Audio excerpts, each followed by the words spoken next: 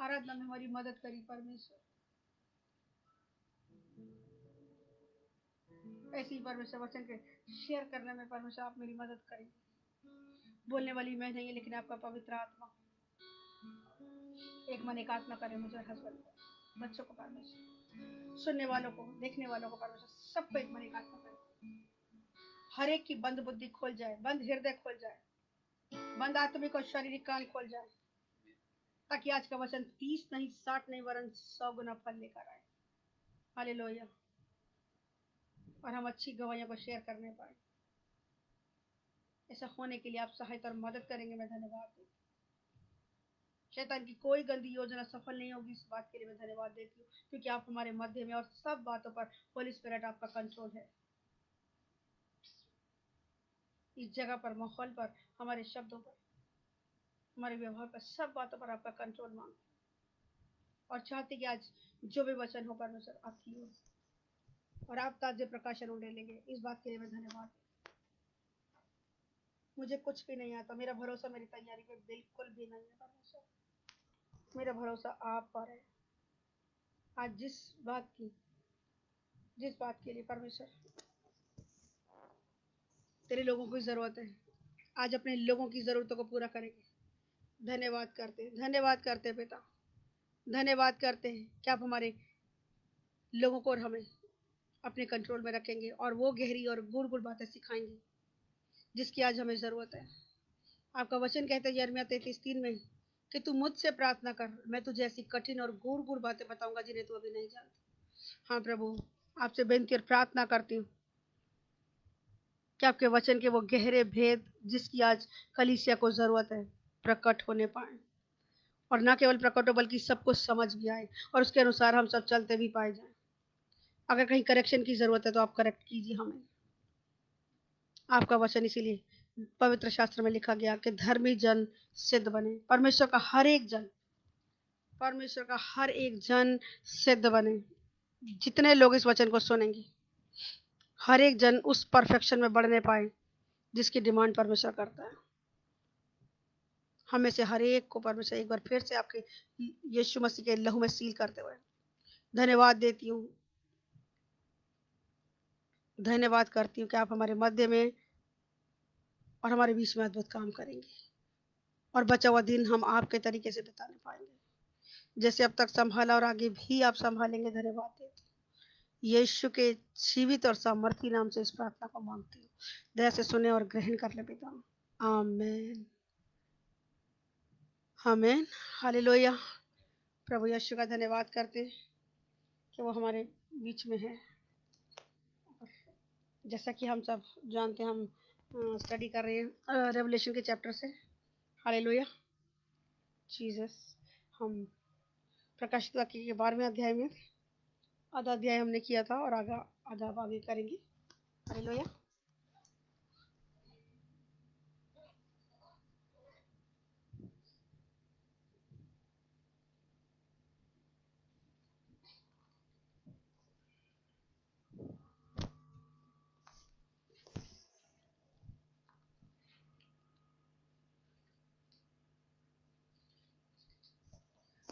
हमने प्रकाशित वाक्य 12 का 6 तक कर लिया था और अब हम उससे आगे को जाएंगे। स्त्री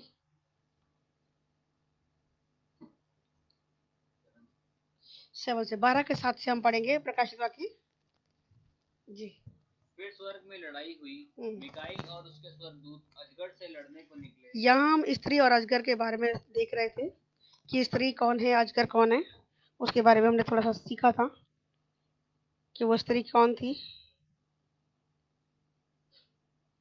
और अजगर और उसके दूत उससे लड़े, परंतु प्रबल ना हुए, और स्वर्ग में उनके लिए फिर जगह न रही। तब वह बड़ा अजगर अर्थात पुराना सांप, जो इबलीस और शैतान कहलाता है और सारे संसार को भरमाने वाला है, पृथ्वी पर गिरा दिया गया, और उसके द्वारा उसके साथ और उसके दूत उसके साथ गिरा दिए गए। बस इतना पढ़ेंगे। स्त्री और अजगर के बारे में बता रही थी आपको कि स्त्री कौन थी। स्वर्ग में जो बड़ा चिन्ह दिखाई दिया था, और वो एक स्त्री ऐसी थी जो अद्भुत थी देखने में, जो क्या थी, जो सूर्य ओढ़े हुई थी, चांद उसके पांव तले था और उसके सिर पर 12 तारों का मुकुट था। वह गर्भवती हुई और चिल्लाती थी क्योंकि प्रसव की पीड़ा में थी। और एक और चिन्ह स्वर्ग से दिखाई दिया और देखो एक बड़ा लाल अजगर था जिसके 7 सिर और 10 सींग थे और उसके सिरों पर राज मुकुट थे और उसकी पूंछ ने आकाश के तारों की 1/3 को खींचकर पृथ्वी पर डाल दिया था। स्त्री क्योंकि कलीसिया को भी बोला जाता है, और जब कलीसिया में आत्मिक बच्चे उत्पन्न होता है, यहाँ क्योंकि लिखा है उसको प्रसव पीड़ा थी, लेबर पेन हो रहे थे, उसको डिलीवरी होने जा रही थी। हाँ? आत्मिक बच्चे पैदा होने पे थे, लेकिन तभी क्या करें, लाल अजगर, कौन सा जो अभी हमने पढ़ा, वो बड़ा अजगर, 12 के 9 में लिखा है, वो बड़ा अजगर अर्थात वही पुराना सांप जो इबलीस और शैतान कहलाता है और सारे संसार का भरमाने वाला है, वो पृथ्वी पर गिरा दिया गया। अभी गिरा देगा, लेकिन उस टाइम पे जब ये शुरुआत हुई, तो उस टाइम पे वो क्या कर रहा था, उस बच्चे को जो डिलीवरी जिस बच्चे की होने जा रही थी, जो आत्मिक बच्चे पैदा होने जा रहे थे, जैसे मैं बताया था कि यीशु मसीह का आना निकट था। हजारों साल पहले हम इस बात को जानते हैं, हेरोदेस राजा ने क्या किया था, क्योंकि उत्पत्ति के अध्याय में हमने पढ़ा था 3:15 में कि स्त्री के वंश में और शैतान के वंश में क्या करेगा, परमेश्वर क्या करेगा, बैर उत्पन्न करेगा, बैर उत्पन्न करेगा। तो वो चीज वो लोग जानते थे, क्योंकि वचन को जानने वाले लोग थे। उसको पता था कि मेरे को नाश करने वाला लड़का आने वाला है, वो बेटा पैदा होने वाला है। तो उसने क्या किया था, 2 साल के सभी बच्चों को मरवा डालने की आज्ञा दे दी थी। तो जितने भी बच्चे न्यू बॉर्न बेबीज थे और जितने 2 साल तक के हो गए थे, जो पता लग रहे थे, उन सबको उसने मरवाना शुरू कर दिया था। क्यों? क्योंकि उसको अपनी जान का खतरा था, कहीं मुझे ना मार दे। और वो बहुत लंबे समय तक शासन करना चाहता था। तो यहाँ आत्मिक मतलब हम ले रहे थे कि अब, और वो बच्चा जो पैदा हुआ था वो कैसा था, लोहे का दंड लिए हुए था और सारी जातियों पर राज्य करने पर था। और इस बात को जब हम देखते हैं, तो यशाया के 9:6 हम जो पढ़ते हैं, उसमें लिखा है कि एक अद्भुत बालक पैदा होने, अद्भुत युक्ति करने वाला बालक पैदा होने वाला है, राजदंड उसके हाथ में, वो विलंब से क्रोध करने वाला परमेश्वर है बच्चा, लेकिन परमेश्वर उसको बोला जा रहा है ना। निकाल के एक क्वेश्चन पढ़ देंगे, यशाया 9:6 में इस बात को लिखा हुआ है, अगर अब याद दिला रहा परमेश्वर मुझे, 12:5 के बारे में, 9:6 में लिखा था, क्योंकि वो बेटा जनी जो लोहे का दंड लिए हुए था, सब जातियों पर राज्य करने पर था। किसके बारे में? ये यीशु मसीह के बारे में लिखा जा रहा है। और उस बच्चे को नाश करने के लिए अजगर हमेशा से पीछे पड़ा हुआ था। अब यीशु मसीह तो जय पाके चले गए, लेकिन जब वो पैदा हुए थे उसके बारे में देखिए, उनके बारे में क्या लिखा गया, 9:6, यशाया 9:6, जो कि हम बहुत बारी जब क्रिसमस का टाइम आता है हम उसको क्लेम करते हैं।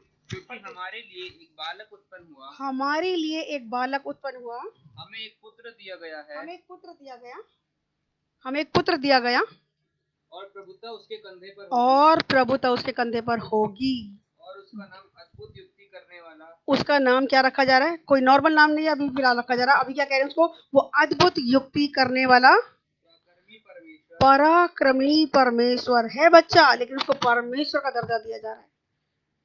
उसके पैदा होने से हजारों साल पहले ये भविष्यवाणी कर रहे थे यशायाह भाई कि वो क्या करेगा?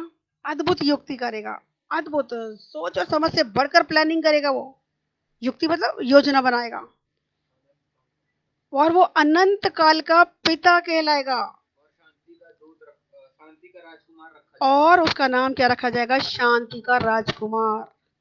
आपके और मेरे जीवनों में अगर शांति नहीं, कहीं पर भी उस शांति के राजकुमार को पुकारना शुरू करें कि प्रभु यीशु तेरी शांति मेरे जीवन में आ जाए। लिखा कि मैं तेरे मुंह के फल का सृजनहार परमेश्वर, क्रिएटर हूं। इस पूरे ब्रह्मांड को उसने रचा है, क्रिएट किया है, और वो पावर रखता है हमारे भी जीवनों में। जो चीजें हैं, धन्यवाद उन बातों का, और जो नहीं है सॉरी, जो नहीं है उन बातों को, उन चीजों को क्रिएट करने की पावर रखता है, बनाने की, पैदा करने की शक्ति रखता है। बहुत सारे लोगों के पास ऐसे प्रकाशन नहीं है कि मेरे जीवन में तो ये नहीं है और मेरे जीवन में वो नहीं है। अभी बीते दिनों में कलीसिया में क्या होता है, एक बेटी जब आई, कुछ साल पहले की बात, 2 साल तो हो गए सोनाली, हम्म। एक बच्ची आई और पता लगा कि उसको यूट्रस नहीं है। दुनिया जहान के इलाज चल रहे थे और बहुत तकलीफ में रहती थी वो बच्ची। यूट्रस ही नहीं है, नॉर्मल सिस्टम ही नहीं था। खांसी उसकी मम्मी को थी 34 साल से। दुष्ट आत्माओं से जकड़ा हुआ था पूरा परिवार। लेकिन जब प्रार्थना की गई इन्हीं शब्दों से कि परमेश्वर तू तो क्रिएटर है, तू तो बनाने वाला परमेश्वर है। उस बच्ची के अंदर दुनिया के डॉक्टर, और एक डॉक्टर की बात नहीं, 4-5 हॉस्पिटल्स में उन्होंने चेकअप जब कराया, सबकी यही बात थी कि उसके अंदर यूट्रस है ही नहीं। और बहुत से लोगों ने तो बोला कि वो कभी कंसीव नहीं कर पाएगी क्योंकि सिस्टम ही नहीं था उसके अंदर। लेकिन दुनिया के लोगों की बातों को, शब्दों को मैंने कैंसिल करके यही प्रार्थना करी, परमेश्वर इसके अगर यूट्रस नहीं है तो आप इस यूट्रस को क्रिएट करें, क्योंकि आप क्रिएटर गॉड हैं। हालेलुया। और हालेलुया, परमेश्वर का धन्यवाद कि वो अद्भुत काम करने वाला परमेश्वर। और एक बहन को बेटा यूट्रस नहीं था लेकिन बच्चा पैदा हुआ। हालेलुया, वो कुछ भी करने की सामर्थ्य रखता है, और वो परमेश्वर आपका और मेरा पिता है, अद्भुत युक्ति करने वाला पिता है। हालेलुया।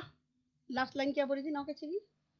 शांति के राजकुमार से पहले वाली, अनंत काल का पिता। अनंत काल का पिता। वो 2, 4, 5, 10 साल, 50 साल का, 100 साल का पिता नहीं, अनंत काल का पिता है।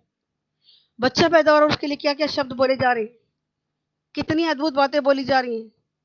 और वचन में लिखा कि कोई भी भविष्यवाणी कोई भी मनुष्य अपने आप से नहीं कर सकता, परमेश्वर की आत्मा उभारती है तब कोई भविष्यवाणी करता है। हालेलुया। और जब परमेश्वर की आत्मा ने यशायाह भाई को उकसाया उकसाया उसको, उनके मन में शब्द डाले कि तू भविष्यवाणी कर कि वो एक कुंवारी गर्भवती होगी। वो कुंवारी के द्वारा क्यों पैदा हुआ? क्योंकि भविष्यवाणी कर दी गई थी। और लिखा कि जो वचन परमेश्वर की ओर से होता है वो प्रभाव रहित नहीं होता। परमेश्वर ने अपने नबियों को वो इज्जत दी है कि जो बातें उनके मुंह से निकल रही है उनको पूरा करता है। हालेलुया। तो जैसा यशायाह भाई ने बोला कि कुंवारी गर्भवती होगी, और वो कुंवारी के द्वारा आया, जो कि इम्पॉसिबल बात है। हमारे अगर दुनियावी दिमाग से सोचें तो हो ही नहीं सकता ये, कि अगर कोई लेडी रिलेशन में ही नहीं आई है तो कैसे वो बच्चा जानेगी। लेकिन हमारा परमेश्वर कुछ नहीं से बहुत कुछ क्रिएट करने वाला परमेश्वर, क्योंकि वो क्रिएटर है। इस बात को हमें समझना है, और ये पवित्र आत्मा ही आप सबको सिखा सकती है। उससे बेस्ट टीचर कोई नहीं है। तो यहाँ वो पवित्र आत्मा क्या कह रही है कि वो बेटा जनी, और जो लोहे का दंड लिए हुए सब जातियों पर राज्य करने पर था। ये उसी अद्भुत बालक के बारे में बातें हो रही है बच्चा, लेकिन वो क्या करे, सारी जातियों के ऊपर क्या करेगा, राज्य करेगा। और वो बच्चा एकाएक परमेश्वर के पास और उसके सिंहासन के पास उठाकर पहुंचा दिया गया। और हमने देखा था इसकी डिटेल्स को, है ना। अभी हम वापस उसमें नहीं जा रहे, लेकिन हम आगे बढ़ रहे हैं। और वह स्त्री उस जंगल को भाग गई जहां परमेश्वर की ओर से उसके लिए एक जगह तैयार की गई थी कि वहां वो 1262 260 दिन तक पाली जाए। जंगल में ही क्यों भागी, कहीं और पे क्यों नहीं भागी? जब मैं अभी कल परसों इस चैप्टर को दोबारा रिवाइज कर रही थी कि आगे का पढ़ना है, और एकदम से एक बात परमेश्वर ने डाली मन में कि यीशु मसीह जब प्रार्थना करे जाते थे कहाँ जाते थे? पहाड़ पे, जंगल में। एक जगह लिखा है भोर होने से बहुत पहले वो जंगल में चले जाया करते थे, अपने कंफर्ट जोन को छोड़कर, अपने इजी वे को छोड़कर तकलीफदायक जगह में जाके क्या करते थे, अपने पिता के साथ बातचीत करते थे, प्रार्थना करते थे। क्योंकि बहुत बार जब आप और मैं आरामदायक जिंदगी जी रहे होते, हम उस तरीके से परमेश्वर के कनेक्शन में नहीं आ पाते। तो यहाँ ये बात याद दिला रहा था कि वो जंगल में भाग गई और वहां परमेश्वर की ओर से उसके लिए एक जगह तैयार की गई थी। परमेश्वर ने उसके लिए पहले जगह सेटअप कर दी थी कि वो यहाँ आ रही है। और स्त्री को किसको जता रही है? कलीसिया को। आज जरूरत है कलीसिया को अपने कंफर्ट जोन से बाहर आने के लिए। इन वचनों का हर एक को मैं बता रही हूँ, अलग अलग प्रकाशन मिलता है। लेकिन कल जब मैं वचन को पढ़ रही थी, परसों रात को सॉरी, तो एकदम से मुझे ये चीज याद दिलाई परमेश्वर ने कि आज क्या जरूरत है। परसों रात को नाइट प्रेयर करके दिल तक सो जाऊं, लेकिन मैंने कहा परमेश्वर ये लॉकडाउन के टाइम में तेरी उपस्थिति में ज्यादा रहना चाहती हूँ।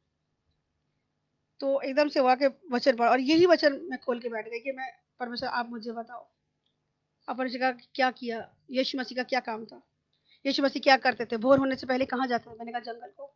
बोले आज जरूरत है जंगल में जाने की। दुनिया भी जंगल नहीं, लेकिन अपने कंफर्ट जोन को छोड़ने की जरूरत है कि हम आराम परस्त जिंदगी जो बिता रहे हैं बहुत सारे लोग, और परमेश्वर के साथ कनेक्शन में कम समय बिता रहे हैं, परमेश्वर की हुजूरी में जो कम समय बिता रहे हैं। आज परमेश्वर याद दिला रहा है कि इन वचनों के द्वारा कि तुम्हें प्रार्थना में ज्यादा समय बिताना है, क्योंकि समय बहुत खराब चल रहा है। वचनों में लिखा है कि तुम जागते रहो और प्रार्थना करते रहो, निरंतर प्रार्थना करते रहो, ताकि तुम परीक्षा में ना पड़ो। तो आज जरूरत है कलीसिया को। ये स्त्री कहाँ गई? स्त्री कलीसिया, मैं बता रही हूँ आपको, ये कहाँ गई? जंगल को भाग गई।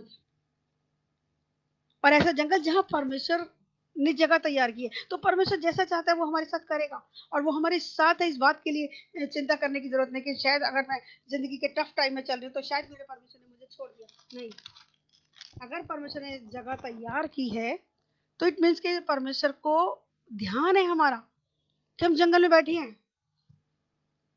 यीशु मसीह अगर शब्द बोलते तो काम हो जाता, लेकिन उसने एक अच्छा एग्जाम्पल हमारे सामने सेट किया था कि वो मनुष्य रूप लेकर जब आए तो घंटों प्रार्थना में बिताते थे समय।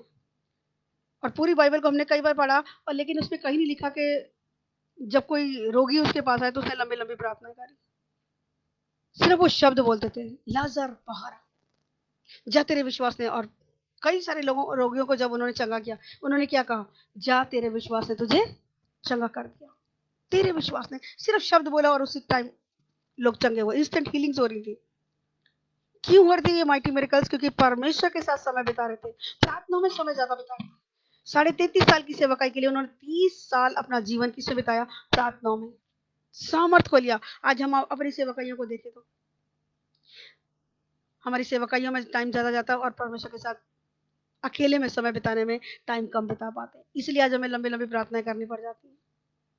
आज शब्दों में पावर क्यों नहीं? क्योंकि गलत शब्द निकल जाते हैं, क्योंकि आज भी हमारा जीवन वैसा नहीं जैसा परमेश्वर चाहता है। एक अच्छा एग्जाम्पल हमारे सामने होता है, लेकिन बहुत बार हमारा फोकस डाइवर्ट कर देता है शैतान। यह हमारे काम, यह हमारी संसारिक चिंताएं हमें फोकस से डाइवर्ट कर देती है। लेकिन आज जरूरत है वापस उसी माहौल में आने की कि वहां पर उसका एक समय ठहराया था कि वो 1260 दिन तक वहां पर पाली जाए। आज कलीसिया के लिए परमेश्वर ने एक समय ठहराया कि इस समय है ज्यादा प्रार्थना करने का। और क्योंकि जब आत्मिक बच्चे पैदा होने वाले होते, जैसा कि लगातार प्रार्थना करें कि समय बहुत थोड़ा है हमारे पास और काम बहुत ज्यादा करने, पिता से विनती कर रही हूं मैं, और आप लोग भी करें, जब प्रार्थना करते हैं इन शब्दों से प्रार्थना करें कि पिता और मजदूर भेज दे। यीशु मसीह ने खुद कहा ना कि खेत पक चुके लेकिन मजदूर थोड़े हैं। क्या अगर वो मजदूरों को आज्ञा देता कि बहुत सारे मजदूर तैयार हो जाएं, तो क्या मजदूर तैयार नहीं होते? हो जाते। लेकिन वो क्या कह रहा है? पिता से विनती करो। जरूरत है आज विनती करने की, परमेश्वर की आज ऐसे तेरे खेत में काम करने वाले लोग तैयार हो, मजदूर तैयार हो। आज हम विनती करेंगे क्योंकि यीशु मसीह ने तरीका बताया है कि पृथ्वी पर कुछ भी बिना मांगे नहीं मिलने वाला। पिता से विनती करें कि पिता तेरे खेत में काम करने वाले मजदूर दे, और वो देगा, है ना। और क्योंकि आज आत्मिक बच्चे पैदा होने पर है, क्योंकि हम विनती कर रहे हैं, और परमेश्वर बहुत सारे लोगों को एज अ लीडर खड़ा करने पर है। मैं विश्वास करती हूँ बहुत से लोग बहुत अच्छा काम कर रहे हैं इस समय। प्रभु आशीष दे उन तमाम लोगों को जो थोड़े से थोड़े में विश्वास योग्यता दिखा रहे हैं। जो नहीं भी कर पा रहे, परमेश्वर उन्हें भी सद्बुद्धि दे और ज्ञान से भरे कि वो भी अपने कामों में थोड़ी से थोड़ी बातों में, छोटी से छोटी बातों में फेथफुल होकर काम कर सके, ताकि बड़ी वस्तुओं के अधिकारी बनाए जा सके। अब जिन बातों, क्योंकि वो इब्लीस जो था उस बच्चे को मारने पर था, लेकिन यहाँ बताया जा रहा है कि स्वर्ग में लड़ाई हुई। किसके लिए लड़ाई हुई? उस बच्चे को लेने के लिए, जो नाश करने के लिए आया था। किसका? शैतान का नाश करने आया था, उस लूसीफर का नाश करने आया था। तो उसके बारे में लिखा कि फिर स्वर्ग में लड़ाई हुई, और वहां स्वर्ग का जो मेन आर्कएंजल था मिकाइल और उसके स्वर्गदूत किससे लड़े? अजगर से लड़ने को निकले। अजगर कौन? जिस लाल अजगर जो बताया, जो इबलीस और पुराना इबलीस, वो पुराना सांप जो इबलीस जो अदन की वाटिका में था, वही इबलीस, उसी के बारे में बोला जा रहा है। तब वह बड़ा अजगर जो सॉरी तब वह बड़ा अजगर अर्थात वही पुराना इबलीस, जो पुराना सांप जो इबलीस और शैतान कहलाता है और जो सारे संसार का भरमाने वाला है, पृथ्वी पर गिरा दिया गया। 12 के 8 में लिखा है, वो लड़ने तो गए थे लेकिन प्रबल नहीं हुए। अजगर और उसके दूत प्रबल नहीं हुए। किसके ऊपर? मिकाइल और उसके दूतों के ऊपर लड़ने के लिए गए हैं। वो लड़ रहे हैं किस लिए? कि हमें वो बच्चा मिल जाए। हर एक आत्मिक बच्चे के पीछे पड़े हैं। मैं अभी आने वाले टाइम में इसी चैप्टर में आपको बताऊंगी। जब आत्मिक बच्चे पैदा होने पर होते हैं, जब लोग सेवकाई के लिए खड़े हो रहे होते हैं, उसकी पुत्र की इमेज में तब्दील हो रहे होते हैं, सिर्फ यीशु पर विश्वास करना ही प्रियो काफी नहीं है। जैसा कि रोमियो की किताब में लिखा है ना, कि सारी सृष्टि बड़ी आशा भरी निगाहों से परमेश्वर के पुत्रों के प्रकट होने की बात जो रही है। बच्चों के पैदा होने की बात नहीं जो रही, बच्चे तो हो गए, विश्वास कर लिया, अब एक उसके नेक्स्ट लेवल की बात हो रही है। वहां पे बच्चा अगर छोटा है तो हम उसको अधिकार नहीं देते। बच्चा पैदा होना ही काफी नहीं है, उसका मैच्योर होना भी जरूरी है। आज यीशु मसीह के नाम पर बहुत सारे लोग विश्वास करते हैं, बट परमेश्वर के पुत्र की इमेज में वो तब्दील नहीं है। आज भी उन्हें दूध चाहिए। आज भी बहुत सारे लोग मांस खाने की तबीयत में नहीं है। दूध मिल जाए, निर्मल दूध की अभिलाषा में, अभी भी ब्लेसिंग मिल जाए। सिर्फ कोई दूध की बोतल बना के दे दे, कोई सरलक बना के दे दे और हमारे मुंह में ठूस दे, बस हमें ना कुछ करना पड़े। बस हमारी तो जी दुआ कर दो, ब्लेसिंग मिल जाए, हमारी नौकरी लग जाए, हमारा बच्चा हो जाए, हमारे बिगड़े काम संवर जाए। सिर्फ दूध पीने वाली हालत में बहुत सारे लोग। तो ऐसे लोगों की बात यहाँ नहीं हो रही। परमेश्वर किसके, सारी सृष्टि किसके ऊपर उनकी बात जो हो रही है? परमेश्वर के पुत्रों की, बेटों की। ऐसे बेटे जो मैच्योर हैं, जो जिम्मेदारी को समझते हैं, और ना केवल समझते बल्कि उन जिम्मेदारियों को निभाना भी जानते हैं।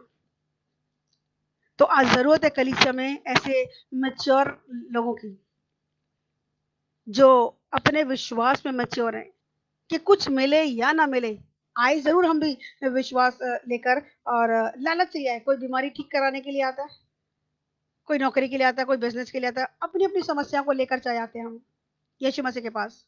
ठीक है, वो बहाने बनते हैं। लेकिन जब आ गए, जब सच्चाई को जान लिया, तो सच्चाई जानने के बाद उसी बचपने की बातों में मत रहिए कि बस कोई दूसरा हमारे लिए प्रार्थना कर दे और हो जाएगा। इंडिपेंडेंट बनिए। ये परमेश्वर के वचन की डिमांड है। ये परसों जब मैं प्रार्थना करी थी और ये बातें परमेश्वर मेरे मन में डाल रहा था कि आज कलीसियाओं को जरूरत है, बता दो, इंडिपेंडेंट बने, मैच्योरिटी लेवल में आ जाए, ताकि मांस खा सके। अब वो दूध पीने वाला टाइम चला गया। आपको बच्चा जब बड़ा हो जाता है तो उससे परिवार के लोग भी उम्मीद लगाते हैं। जब छोटा था डायपर भी पहनाया, सुसु पट्टी भी साफ किया, दूध भी बॉटल बना के टाइम से दी, है ना। लेकिन जब बच्चा बड़ा हो गया तो उससे फिर माता पिता क्या करते हैं? उम्मीद लगाते हैं कि ये खुद भी भैया खा ले और थोड़ा सा अगर हमें भी मदद कर दे। क्या वो खाना पीना खिलाने की बारी है या कमाने की बारी है? उम्मीद लगाते हैं। क्यों? कि सारी जिंदगी बच्चों को पाल पोस कर क्यों बड़ा किया गया कि बुढ़ापे में हमारा सहारा बने। और ना केवल बुढ़ापे में, जब वो बड़े हो रहे हैं, कंधे से कंधा मिलाकर हमारी जिम्मेदारियों को समझे। हर माता पिता ये उम्मीद लगाता है ना। तो परमेश्वर भी हमारा पिता है, उसने आपको मुझको बनाया है। आज वो चाहता है कि मेरे बच्चे इस मैच्योर लेवल में आ जाए, मैच्योरिटी लेवल उनका बढ़ जाए। लेकिन जितने लोग मैच्योरिटी में बढ़ रहे हैं, शैतान उनके पीछे बढ़ा हुआ है ना। क्यों? क्योंकि वो नहीं चाहता कि लोग परिपक्व होकर आगे बढ़े, उन कामों को करें जिसके द्वारा शैतान खदेड़ा जाएगा। यीशु मसीह तो इबलीस को हरा के चले गए। आज वो हमारी बात जो रहे कि हमारे पाँव के नीचे हमारा शत्रु आ जाए, हम भी उसके सर को कुचले। वो इंतजार कर रहा है स्वर्ग में आज हमारा, कि जो जय पाए यीशु मसीह के दाहिने बैठाएंगे उसको, है ना। तो यहाँ वो बता रहा है कि जो शैतान पुराना इबलीस जो डराता था, जो तकलीफ डालता था, परेशानियां डालता था, अब क्या है? मिकाइल और उसके दूतों के द्वारा क्या हो गया, उनके साथ लड़ा तो, लेकिन प्रबल नहीं हुआ और ऊपर से गिरा दिया गया है। कहाँ गिरा दिया गया? पृथ्वी पर गिरा दिया गया। ध्यान देना, एक एक शब्द इन में बहुत गहरी बातें छुपी है। तब ये बड़ा अजगर अर्थात वही पुराना सांप जो इबलीस और शैतान कहलाता है और सारे संसार का भरमाने वाला है, पृथ्वी पर गिरा दिया गया और उसके दूत उसके साथ गिरा दिए गए। अब उसको था ये स्वर्ग में, लेकिन अब स्वर्ग से उसको धक्का मार के निकाला गया। अब किसी की पदवी अगर छीनी जाएगी और उसको ऐसी जगह पे डाल दिया जाएगा जहां वो नहीं चाह रहा था, तो क्या वो चैन से बैठेगा? चैन से बैठेगा या बैठने देगा? नहीं। इसमें एक छोटा सा स्टार है और मैं चाहती हूँ इसको हम पढ़ेंगे। वो शैतान और सारे संसार को भरमाने वाला। आज बहुत सारे लोगों को सुसमाचार जब दिया जाता है वो नहीं सुनते। क्यों नहीं सुनते? क्योंकि सारे संसार के ऊपर, पहला यूहन्ना 5:19 बार-बार मैं पढ़ाती हूँ कि सारा संसार उस दुष्ट के वश में, और यहाँ भी लिखा है कि सारा संसार का भरमाने वाला कौन है? वो दुष्ट है। और दुष्ट किसको कहती है बाइबल? नीति वचन 24 में लिखा है कि जो जानबूझकर बुराई करता है, जिसको सही और गलत का पता है और उसके बावजूद वो गलत का चुनाव करता है, बाइबल उसको दुष्ट बोलती है। लोग उसको दुष्ट बोलते हैं। ठीक है, तो अब उसको पता है कि मेरा बहुत थोड़ा टाइम रह गया, क्योंकि परमेश्वर ने उसको बांधना है, वो हराया जा चुका है, लेकिन अभी फिलहाल वो पृथ्वी पर फेंका गया, गिराया गया। ठीक है, तो हम स्टार को देखेंगे कि जहां पर उसको और उसके दूतों को, उसके साथियों को गिराया गया, वहां ये क्या कर रहा है। नीचे देखेंगे 12:9 पढ़ेंगे हम। प्रकाशित वाक्य 12:9 का नीचे क्या लिखा हुआ है? उत्पत्ति का 3:1 और लूका 10:18, दो वचन यहाँ पे लिखे हुए हैं। उत्पत्ति 3:1।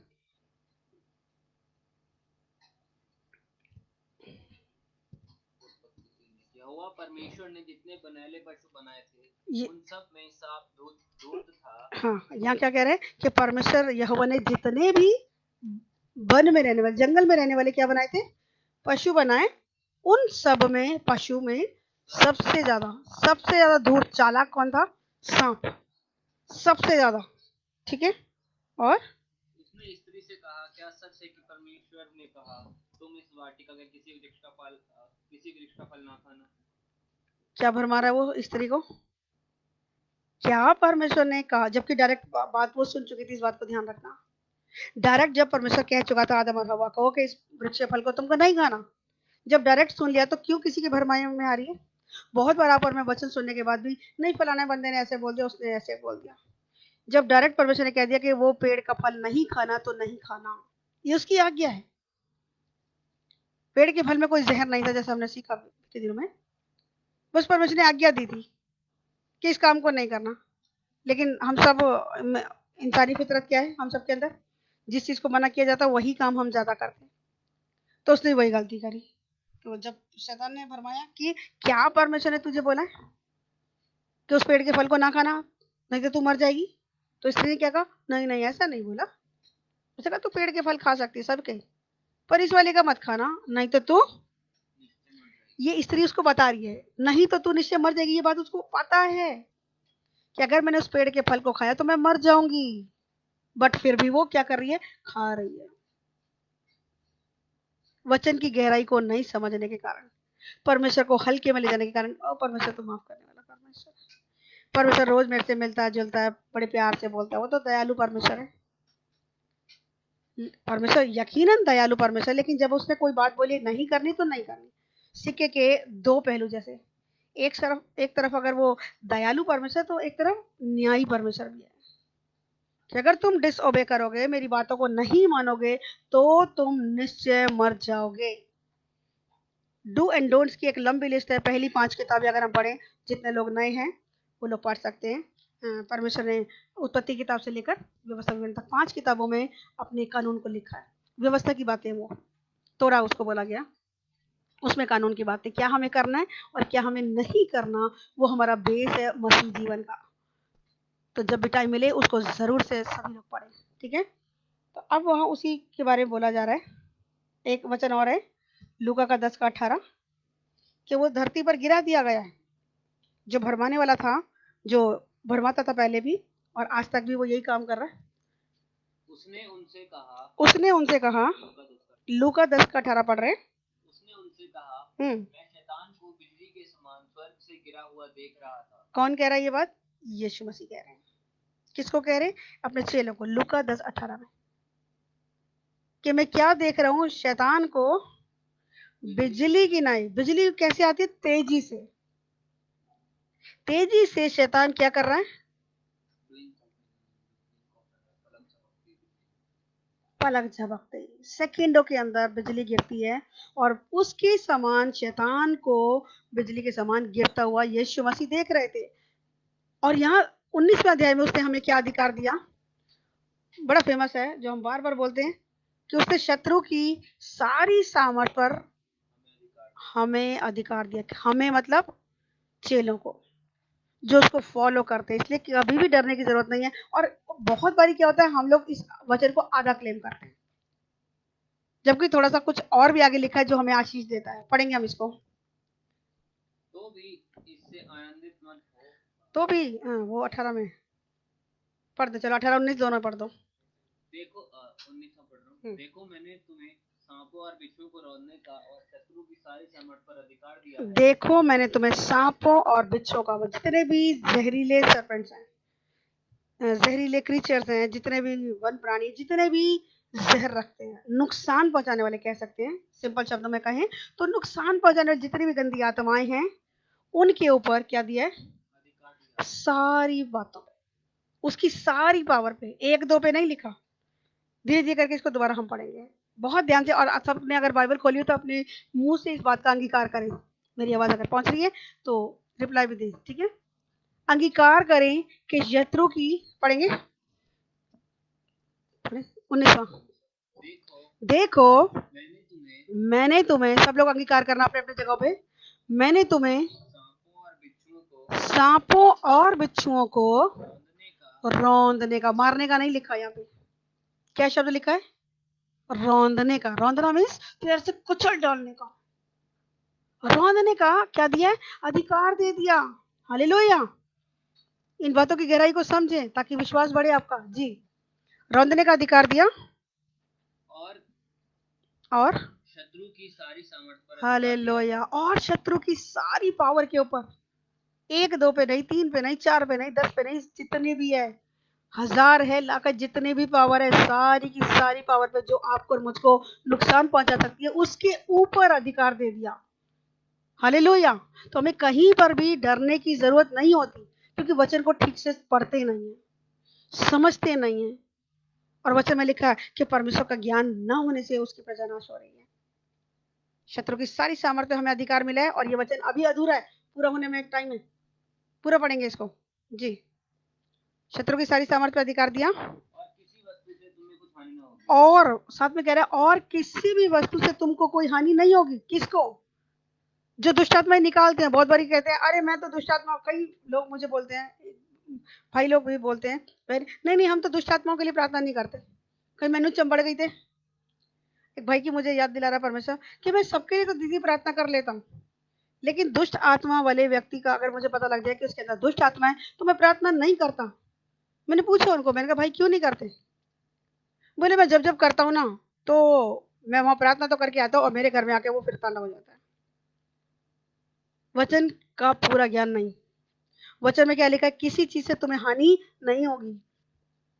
अगर आप और मैं दुष्ट आत्मा निकाल के आ रहे हैं और अगर हमारा प्रार्थना का जीवन है, दुष्ट आत्मा तभी आप निकाल पाएंगे, अदरवाइज निकाल ही नहीं पाएंगे। मतलब कि कहीं ना कहीं प्रार्थना के जीवन में समर्पण में कमी कम है, परमेश्वर के साथ समय बिताने में कमी है, क्योंकि दुष्ट आत्माएं भी जानती हैं कि कौन व्यक्ति कितने पानी में। प्रेरितों का काम मुझे याद दिला रहा परमेश्वर, जिसमें एक व्यक्ति दुष्ट आत्माएं निकाला था। तो दुष्ट आत्मा ने क्या बोला? पौलुस को मैं जानती हूँ, यीशु को मैं पहचानती हूँ, तू कहाँ का है? और ऐसा बोलकर दुष्ट आत्मा ने उस व्यक्ति को इतना खदेड़ा कि उसके बारे में लिखा कि वो अपने कपड़े उतारकर नंगा ही भागा। दुष्ट आत्मा जानती थी कि डैनियल 3 टाइम प्रार्थना करने वाला व्यक्ति है, उसको कुछ नहीं नुकसान पहुंचा सकेगी, शेरों की मांद में भी जब वो चला गया, दुष्ट आत्माओं के मुंह बंद रहे, शेरों के मुंह बंद कर दिए। किसने? परमेश्वर ने। उस समय बिताने के कारण परमेश्वर की हुजूरी में रहना कितना आपके और मेरे लिए फायदेमंद होता है, ऐसी बातों को करने से पता लगता है। तो यहाँ कह रहा कि अगर आपका और मेरा जीवन सही चल रहा है, वचन के अनुसार समय हम बिता रहे हैं परमेश्वर के साथ, तो किसी भी वस्तु से हमें कोई हानि नहीं होगी। दुष्ट आत्माएं हमारे बस में हैं, इस बात से खुश मत होना। क्या कह रहा है यीशु मसीह के चेलों को? कह रहा है कि तुम दुष्ट आत्माएं तुम्हारे बस में हैं, तुम निकाल लोगे। इस बात से खुश मत होना, बल्कि किस बात से खुश होना? कि तुम्हारे नाम जीवन की किताब में लिखे हुए। यही लिखा है, आप 20 में लिखा है। 20 में लिखा हुआ। हालेलुया। इससे आनंदित मत तो भी इससे आनंदित मत होना, लेकिन इससे पहले एक बात और लिखी है, शत्रु की आत्मा तुम्हारे वश में। से ऊपर 19वें में लास्ट में क्या लिखा है? और किसी वस्तु से तुम्हें कुछ हानि शत्रु की सारी सामर्थ पे आपको और मुझको अधिकार है। सांपों और बिच्छों को रौंदने का अधिकार है, और किसी भी वस्तु से हमें कोई हानि नहीं होगी। हालेलुया। जब किसी से हानि नहीं होगी तो क्यों डरना? हम जरूरत है आज हमें अपने जीवन को जांचने की कि क्या हम अगुवाई में चल रहे हैं परमेश्वर की, उसके वचन के अनुसार चल रहे हैं। वचन के अनुसार नहीं चले तो आप जिसके लिए प्रार्थना करके आओगे वहां, क्योंकि यीशु के नाम से दुष्ट आत्मा डरती है, जिसके लिए प्रार्थना करके वहां से निकलेंगे और फिर वो आपके ऊपर अटैक मारेंगे। क्यों मार रही है? क्योंकि आपका जीवन प्रार्थना का जीवन नहीं है, और दुष्ट आत्मा को एक शरीर चाहिए काम करने के लिए। वहां से निकल गई, अब कहाँ जाएगी? आप ही के अंदर आके बैठेगी भाई। वो क्यों आ रही है? वो क्योंकि आपका प्रार्थना का जीवन कमजोर है, वचन के में सही नहीं चल रही, इस कारण। बहुत अच्छा विश्वास रखा हो, लेकिन बाइबल बताती है कि विश्वास बिना कर्मों के मरा हुआ है। एक वचन और प्रभु मुझे याद दिला रहा है, यशाया का 54 का 17, उसको पढ़ के हम आगे चलते हैं। उसमें लिखा है, जितने हथियार तेरी हानि के लिए बनाए जाएंगे उनमें से कोई सफल नहीं होगा। और इसके बाद आगे और भी है, क्योंकि हम अधूरा वचन क्लेम करते हैं। यशाया 54 का 17, 54:17।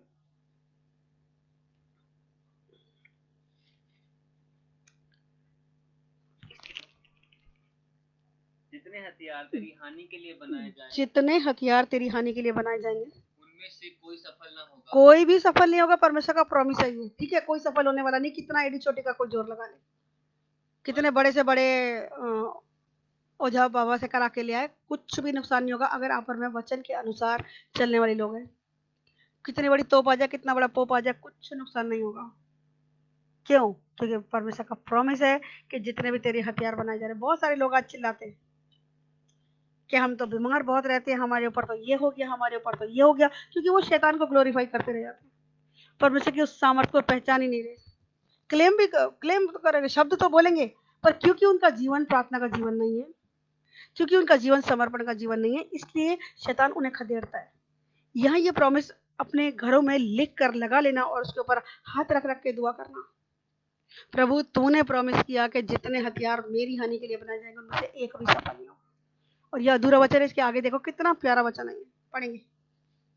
और जितने लोग मुद्दई होकर तुझ पर नालिश करें, उन सबों से तू जीत जाएगा। परमेश्वर का प्रॉमिस क्या कह रहा है? जितने लोग मुद्दई होकर नालिश करें तुझ पे, मतलब जितने लोग लड़ने के लिए आएंगे, दोष लगाने पे आएंगे, उन सबों से, एक और दो से नहीं लिखा कि कमजोरों से तू जीत जाएगा, लेकिन कोई पावरफुल आ गया तो तू ठप्पो के बैठ जाएगा। नहीं, उन सबों से तू जीत जाएगा। कौन? जो वचन के अनुसार चलता पाया जा रहा है, वो जीत जाएगा। और यहोवा के दासों का यही भाग होगा, परमेश्वर के दासों का यही भाग होगा। हालेलुया।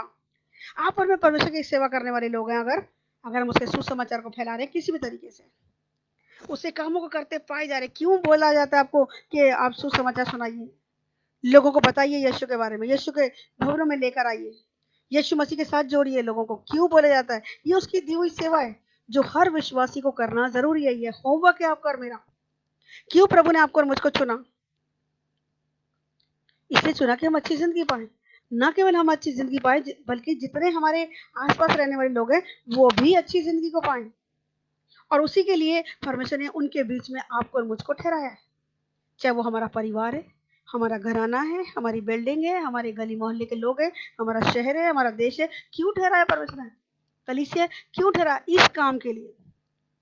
परमेश्वर के दासों का ये भाग है कि उन्हें किसी चीज से कोई नुकसान नहीं होगा। एक लाइन और लिखिए, परमेश्वर के दासों का ये भाग है और वे ही मेरे कारण धर्मी ठहरेंगे। वो मेरे ही कारण धर्मी ठहरेंगे। हालेलुया। यहोवा की ये वाणी है। किसके कारण धर्मी है यहाँ पर मैं? यहोवा ही के कारण, यहोवा के काम करने के कारण। आज हमें नौकरी पे रख लिया, ठीक है जी, हमने विश्वास किया, चिल्ला चिल्ला के रो रो के, प्रभु जी मुझ पे दया करो और कोई तो मुझे बचा ले। प्रभु ने दया करी हमारा रोना सुन के। अब नौकरी पे रख लिया गया। अब नौकरी पे जाके अगर काम नहीं करेंगे तो ज्यादा दिन टिके रह पाएंगे? टिकेंगे? नहीं टिक सकते। सैलरी नहीं मिलेगी भाई। सैलरी क्या है? हमारी ब्लेसिंग। परमेश्वर के पास आ गए तो हमारे को क्या होमवर्क दिया गया? हमें दूसरे लोगों को बचाना है, लोगों को यीशु मसीह के पास लाना है, प्रार्थनाएं करनी है, और जिस तरीके से भी जो टैलेंट परमेश्वर ने आपको और मुझको दिया, उस टैलेंट को परमेश्वर की महिमा के लिए इस्तेमाल करना है। कोई दान देकर, कोई हाथ बढ़ाकर दान दे सकता है, कोई प्रार्थना का टैलेंट रखता है, कोई खाना बना के मदद कर देता है, कोई साफ सफाई करके मदद कर देता है, कोई गीत गा के मदद करता है, कोई साज बजा के मदद करता है, कोई शिक्षा दे के मदद करता है, कोई ये जितने भी मीडिया चल रहा है इसको आगे बढ़ाता है इसके थ्रू, है ना। सबको अलग अलग सेवकाई दे रखी है परमेश्वर, हर एक को अलग टैलेंट दे रखा है। तो जो भी टैलेंट आपको दिया हुआ है उसको किस में लगाना है? परमेश्वर की सेवा के लिए। ठीक है, तो आगे बढ़ेंगे। और और जितने लोग इस काम को करते पाए जाते हैं, शैतान हमेशा उनके खिलाफ रहता है। क्यों? क्योंकि वो कभी भी नहीं चाहता कि परमेश्वर का राज्य बढ़े। वो कभी नहीं चाहता कि परमेश्वर की देह उन्नति पाए, कलीसिया उन्नति पाए, वो फ्लरिश हो। क्योंकि जितने लोग यीशु मसीह का वचन जान जाएंगे, उनके जीवन से शैतान हराया जाएगा। क्योंकि वो फिर शैतान की पूजा नहीं करेंगे ना, फिर तो वो परमेश्वर की मसीह की सेवा करेंगे, और अल्टीमेटली शैतान उनके जीवन से निकाला जाएगा धक्के मार के, और वो कभी चाहता ही नहीं है।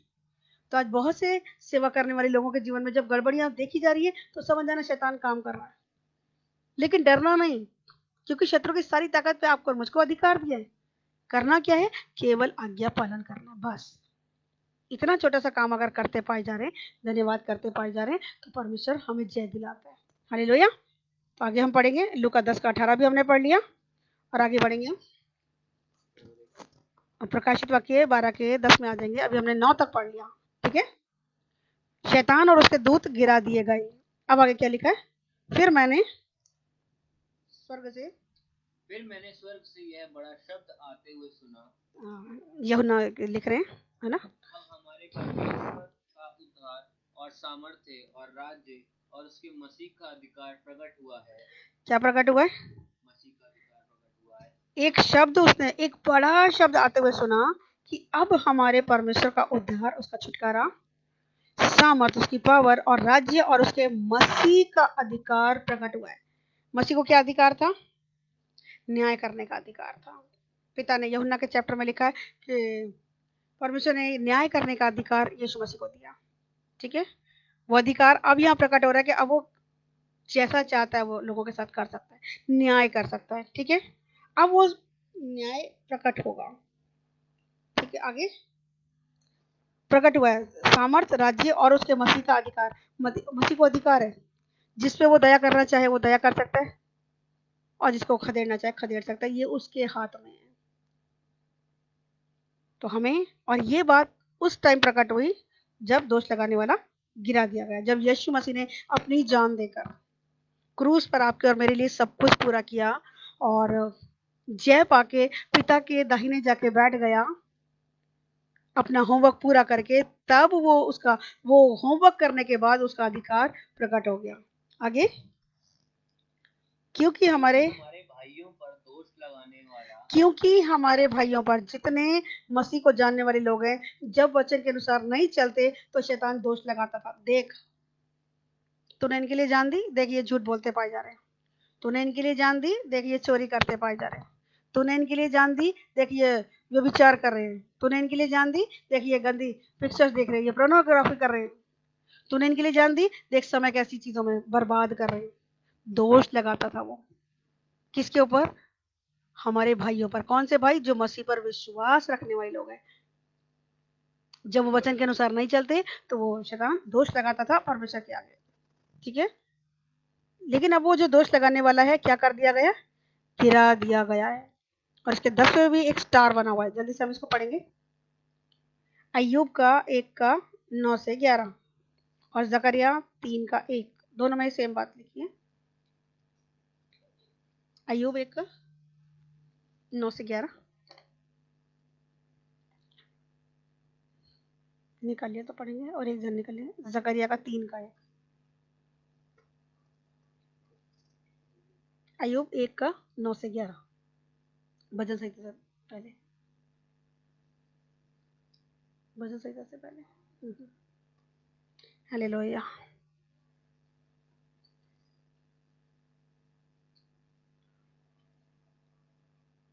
हालेलुया। अय्यूब 1 का 9 से 11 जी पढ़ेंगे।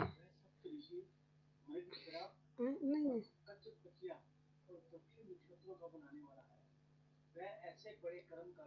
अय्यूब 1 का 9 से 11, हाँ सॉरी 1 का है 9 से 11, पहले अध्याय का 9 से 11 जी। शैतान ने यहोवा को उत्तर दिया, हम्म, क्या अय्यूब परमेश्वर का भय बिना लाभ के मानता है? क्या कह रहे हैं? शैतान ने यहोवा को उत्तर दिया, शैतान यहोवा से कह रहा है, क्या अय्यूब परमेश्वर का भय मानने वाला है? क्या परमेश्वर का भय मानता है? क्या भय मान के चल रहा है वो? आगे क्या कह रहे हैं? क्या अय्यूब परमेश्वर का भय बिना लाभ बिना लालच के, बिना लालच के, बिना किसी स्वार्थ के, क्या वो परमेश्वर का भय मानता है? शैतान परमेश्वर को बोल रहा है, क्योंकि शैतान डोलते डालते, अगर हम उस अध्याय को स्टार्टिंग से पढ़े तो वहां एक बात लिखी है कि शैतान डोलता डालता परमेश्वर के पास जा रहा था, और परमेश्वर पूछ रहा है कहाँ से डोलता हुआ आ रहा है भाई? कह रहा पृथ्वी पे गया था। कह रहा तूने अय्यूब को देखा?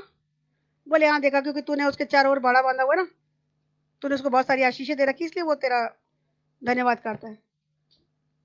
क्या वो बिना स्वार्थ के तेरा भय मानता है? तो परमेश्वर ने उसको क्या कहा कि उसके शरीर को क्या कर, क्या तूने उसकी और उसके घर की और जो कुछ उसका है उसके चारों ओर बाड़ा नहीं बांधा? शैतान परमेश्वर कह रहा है क्या तूने उसके चारों तरफ बाड़ा नहीं बांध रखा? तूने उसको क्या आशीष नहीं दे रखी संभले रहने की? इसलिए वो तेरा धन्यवाद कर रहा है भैया, क्योंकि तू उसको दे रहा है।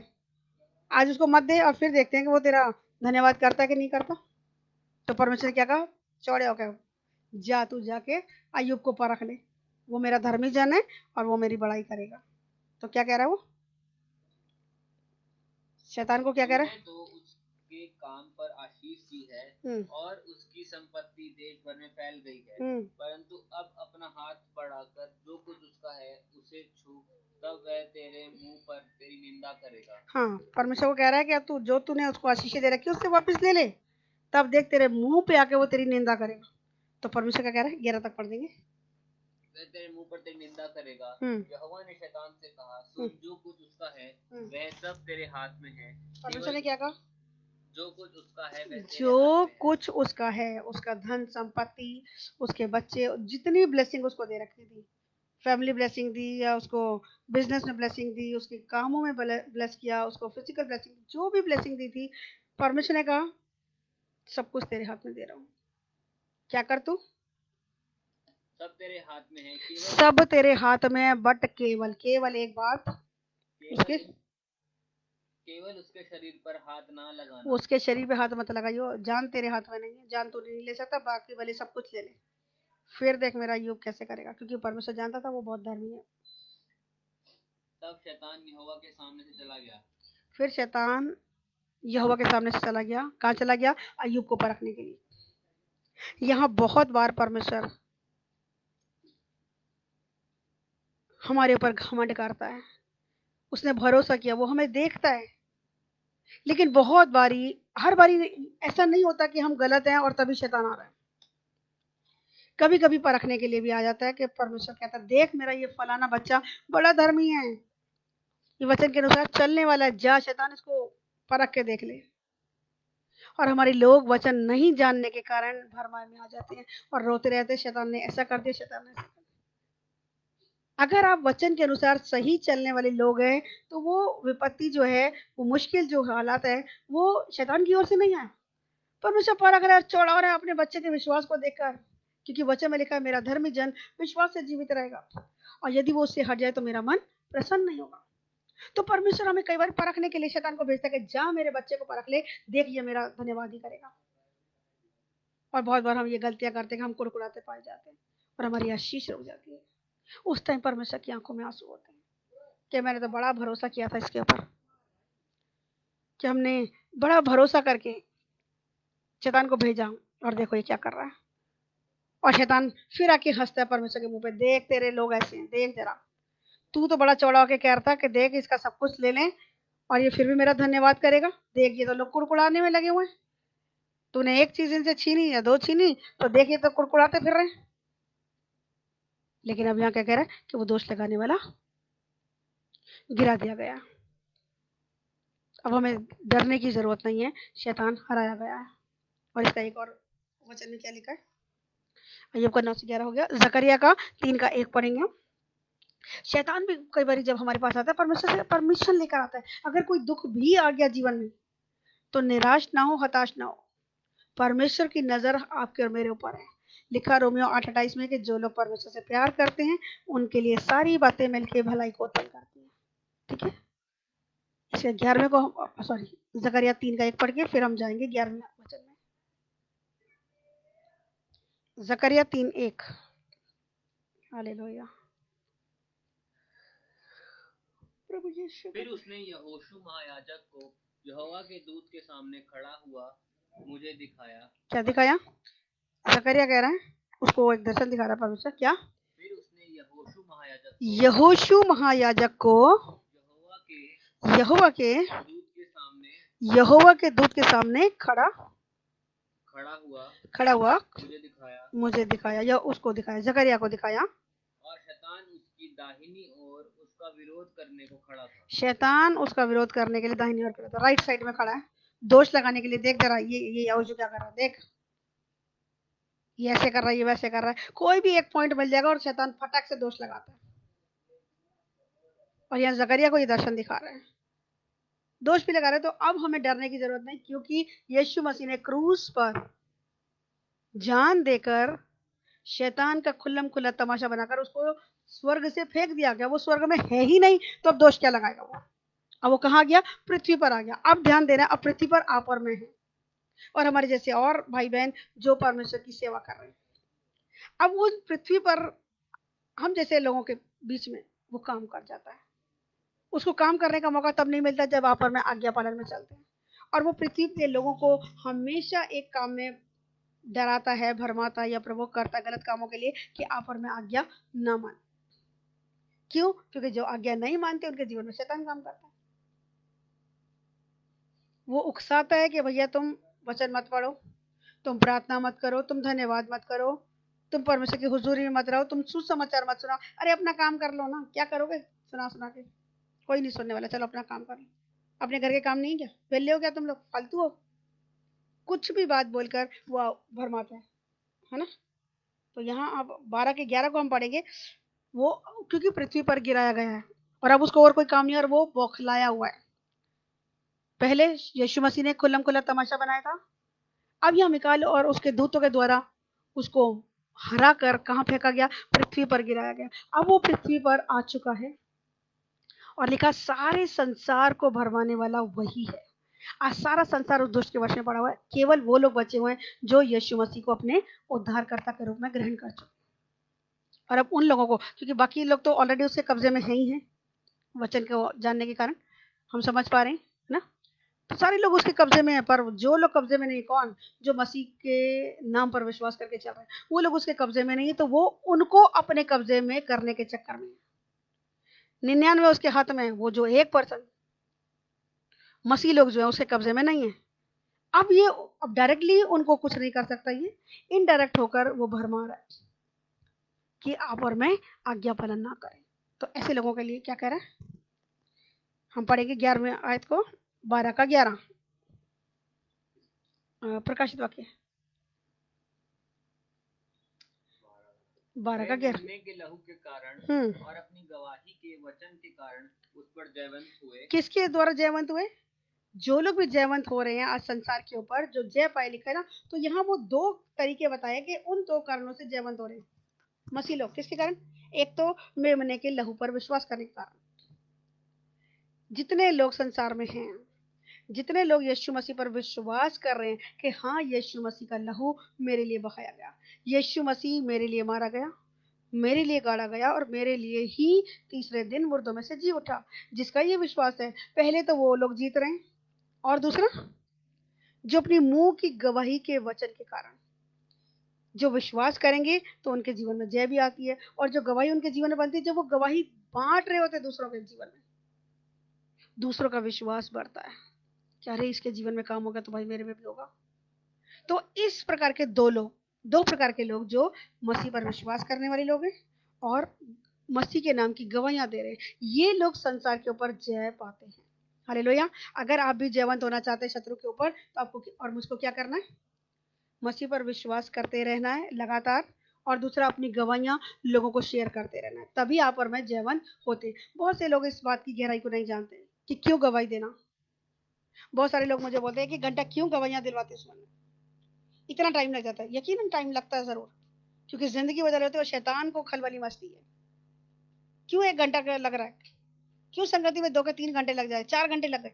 अरे अगर लग भी गए तो जिंदगियां तो बदल रही हैं, वो तो देखो। पर जो लोग वचन की गहराई में नहीं होते, वो फिर हल्ला मचाना शुरू करते हैं। वचन जानते नहीं, खाना पूर्ति के लिए सेवकाई करते हैं बहुत सारे लोग।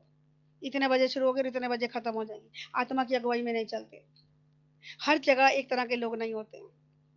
हर बंदे की एक जैसी सेवकाई नहीं होती। हर एक की बुलाहट एक जैसी नहीं होती। तो जैसा आत्मा अगुवाई करे वैसे चलना। वो 1 घंटा लगे, 2 घंटा लगे, परमेश्वर से प्रार्थना करें, परमेश्वर तेरी अगुवाई में हम चले। हालेलुया। और समय को ना देखते हो, परमेश्वर की ओर ताकते हुए बढ़े, क्योंकि अंत का समय है। समय थोड़ा, और बहुत कुछ सीखना, बहुत कुछ सिखाना है, तो उसके लिए टाइम देना ही पड़ेगा। और हफ्ते में अगर 1-2 दिन अगर देने के लिए अगर 2 के 3 घंटे भी लग जाए, तो मैं कहती हूँ महंगा नहीं। जिंदगियां बदल रही हैं, जिंदगी नरक जाने से बच रही है। तो फालतू की टूटा पर करना बंद करें और परमेश्वर के साथ कनेक्शन में सही तरीके से आए। ठीक है, तो 2 तरह के लोग जयवंत हो रहे हैं। आगे बढ़ेंगे हम। और उन्होंने अपने प्राणों को प्रिय ना जाना, और उन्होंने अपने प्राणों को प्रिय ना जाना, यहाँ तक कि मृत्यु भी सह ली। किस लिए? कि मेमने पे विश्वास करेंगे और उसकी गवाही देंगे, चाहे हम मर भी जाए। वचन में क्या लिखा है? जो मसीह पर विश्वास करता है, यदि मर भी जाए तो भी जीवित रहेगा, क्योंकि उनको पता है कि आज अगर हम मसीह के कारण मर भी रहे हैं तो हम सीधे स्वर्ग जाएंगे। क्यों? आज जान देने के लिए वो तैयार है। क्या उनको अपनी जान से प्यार नहीं? बिल्कुल प्यार है, लेकिन प्यार वो बढ़ जाता है और ज्यादा कि जब उनको पता है कि हम मरने का सीधा स्वर्ग जा रहे हैं। पृथ्वी पर हर बंदा जो आया है, जो मिट्टी से बना मिट्टी में मिलेगा, लेकिन हर बंदा स्वर्ग नहीं जा रहा। हर एक का जीवन परमेश्वर के तरीके नहीं चल रहा।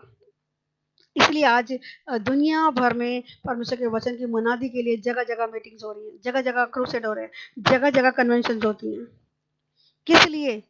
कि मसीह का सुसमाचार ज्यादा से ज्यादा फैले, ज्यादा से ज्यादा लोग जय पाकर नरक जाने से बचें। ये ऑनलाइन मीटिंग्स क्यों हो रही? क्या जरूरत है? क्या मैं अपने घर में बैठ के पढ़ नहीं सकती?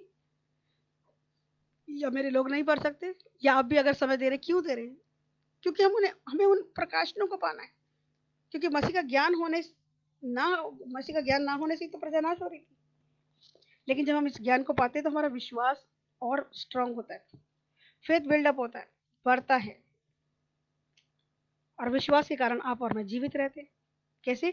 विक्टोरियस होते हैं। हालेलुया। तो समझ आ रही है? हालेलुया। प्रभु आपको आशीष दे इन वचनों के द्वारा। ठीक है, और आगे क्या कह रहे हैं? कि वो मरने से भी डर नहीं रहे। क्यों? क्योंकि उनको पता लग गया कि मरेंगे तो यीशु मसीह में जीवित रहेंगे सदा के लिए स्वर्ग में। हालेलुया। 12 का 12 पढ़ेंगे हम। इस कारण हे स्वर्ग और उनमें रहने वालों मगन हो। हालेलुया। क्यों कह रहे हैं? वो कह रहे हैं कि इसलिए, क्योंकि वो डराने वाला, भरमाने वाला और दोष लगाने वाला क्योंकि पृथ्वी पर गिराया जा चुका है, इसलिए स्वर्ग में रहने वाला। क्योंकि स्वर्ग में अब वो नहीं है जो गड़बड़ी फैला रहा था। और यहाँ 2 शब्द बोले जा रहे हैं, ध्यान देंगे तो, स्वर्ग और उनमें रहने वालों, तुम तो मगन हो जाओ। मगन क्यों हो जाओ? क्योंकि स्वर्ग से वो दुष्ट गिरा दिया गया, अब गड़बड़ी फैलाएगा ही नहीं स्वर्ग में। लेकिन उसके आगे एक लाइन और लिखी हुई है, जी पढ़ेंगे इसको। 12 का 12 बी पार्ट पढ़ेंगे। हालेलुया। हालेलुया। स्वर्ग और उसमें रहने वाले लोगों मगन हो जाओ। ध्यान देना इस वचन को, 12 की 12 आयत बड़ी इंपॉर्टेंस रख रही है, ध्यान देंगे। स्वर्ग, और इसको अंडरलाइन कर लो, स्वर्ग और उसमें नहीं, हाईलाइट तो किया। स्वर्ग और उसमें रहने वाले लोगों मगन हो जाओ। पर उसके बाद क्या लिखा है? हे पृथ्वी और समुद्र तुम पर हाय। हे पृथ्वी, हे पृथ्वी और समुद्र तुम पर हाय। स्वर्ग और स्वर्ग में रहने वाले तुम तो मगन हो जाओ, नाचो गाओ, आनंद मनाओ, लेकिन पृथ्वी और समुद्र में रहने वालों तुम पर हाय। परमेश्वर का वचन कह रहा है हाय। क्यों? क्योंकि अब वो शैतान जो स्वर्ग में गड़बड़ी कर रहा था, दोष लगा रहा था परमेश्वर का, गया अब वो कहाँ गिराया गया? पृथ्वी पे गिराया गया। समझ आई तो हालेलुया, प्रेज द लॉर्ड। यीशु मसीह बता रहे हैं, पवित्र आत्मा बता रहा है कि अब वो शैतान इब्लीस जो कहलाता था, अब कहाँ गिरा दिया गया? पृथ्वी पे गिराया। इसलिए स्वर्ग में से गंदगी हट गई है, तो स्वर्ग के लोग, स्वर्ग और उसमें रहने वाले लोग तो मगन हो जाएं, लेकिन पृथ्वी और समुद्र में रहने वाले लोगों पर हाय। क्यों हाय आ रही है? क्योंकि अब वो गड़बड़ी फैलाने वाला पृथ्वी पर आ चुका है और यहाँ अब गड़बड़ी मचाएगा।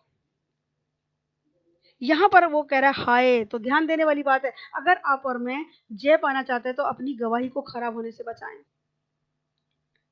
क्योंकि अगर गवाही नहीं देंगे तो फिर हम जय नहीं पाएंगे। दो चीजों से तो जय पा रहे हैं, मुंह की गवाही के कारण और मेमने के लहू पे विश्वास के कारण। विश्वास तो है, बहुत सारे लोग विश्वास तो करते हैं, लेकिन गवाही खराब हो जाती है कि गड़बड़ी कर देते हैं तो लोग दोष लगा, अरे यीशु मसीह को जानने के बाद देखना, तुम्हारे पति की तो दारू नहीं छूट रही, तुम्हारे घर का तो झगड़ा नहीं जा रहा, तुम्हारे तो अपने बच्चे आशीष नहीं, बहुत सारी चीजें ऐसी हो सकती है।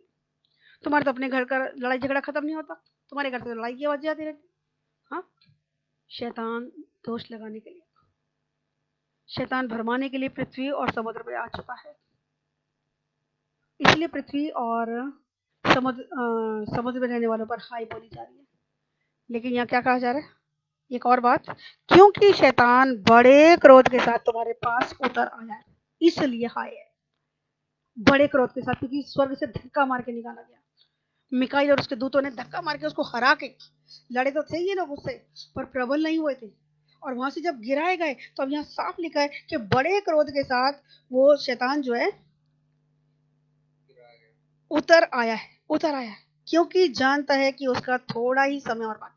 थोड़ा ही समय, तो वो सोच रहा है कि जितना भी मेरा टाइम है खदेड़ दूं, मैं ज्यादा से ज्यादा लोगों को नरक में ले जाऊं, ज्यादा टाइम नहीं है। और यहाँ भी एक स्टार बना हुआ है 12 के 12 में, ठीक है, क्योंकि शैतान बड़े क्रोध के साथ तुम्हारे पास उतर आया है। तो हम स्टार को भी देखेंगे, क्या लिखा है यूनानी में? इबलीस, ठीक है, इबलीस मतलब वो पुराना शैतान। आगे वही शैतान जो सारे संसार का भरमाने वाला है, कहाँ आ गया? पृथ्वी और समुद्र। और यहाँ समुद्र में से ही उठते हुए हम देख रहे थे वो चिन्ह, क्योंकि समुद्र में ही वो आ गया है। अब वो शैतान जो इबलीस है, जो पुराना मसीह विरोधी है ना, वो यहाँ पर है। तो अब हम आगे इसका 13वां पढ़ेंगे, क्योंकि वो जानता है कि उसका थोड़ा ही समय और बाकी है।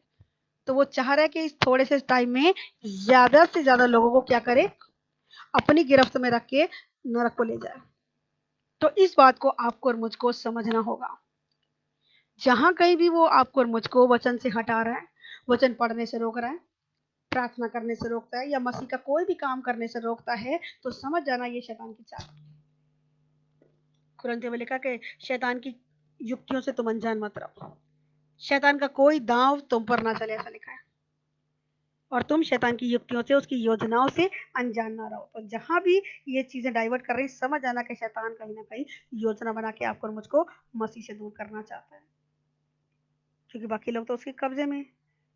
तो अभी उसका टारगेट कौन है? मसीह के वो लोग जो सेवकाई कर रहे हैं। जगह जगह वो ऐसे लोगों के पीछे पड़ा हुआ है। पर डरने की जरूरत नहीं, क्योंकि हमारे पास गवाही अच्छी है। अपनी गवाही को मेंटेन करके रखें, आपको और मेरा सुनाम रहे। 4 लोगों में बड़े धन से अधिक, क्या लिखा नीति वचन में? बड़े धन से अधिक अच्छा क्या है? बड़ा नाम अधिक चाहने के योग्य है।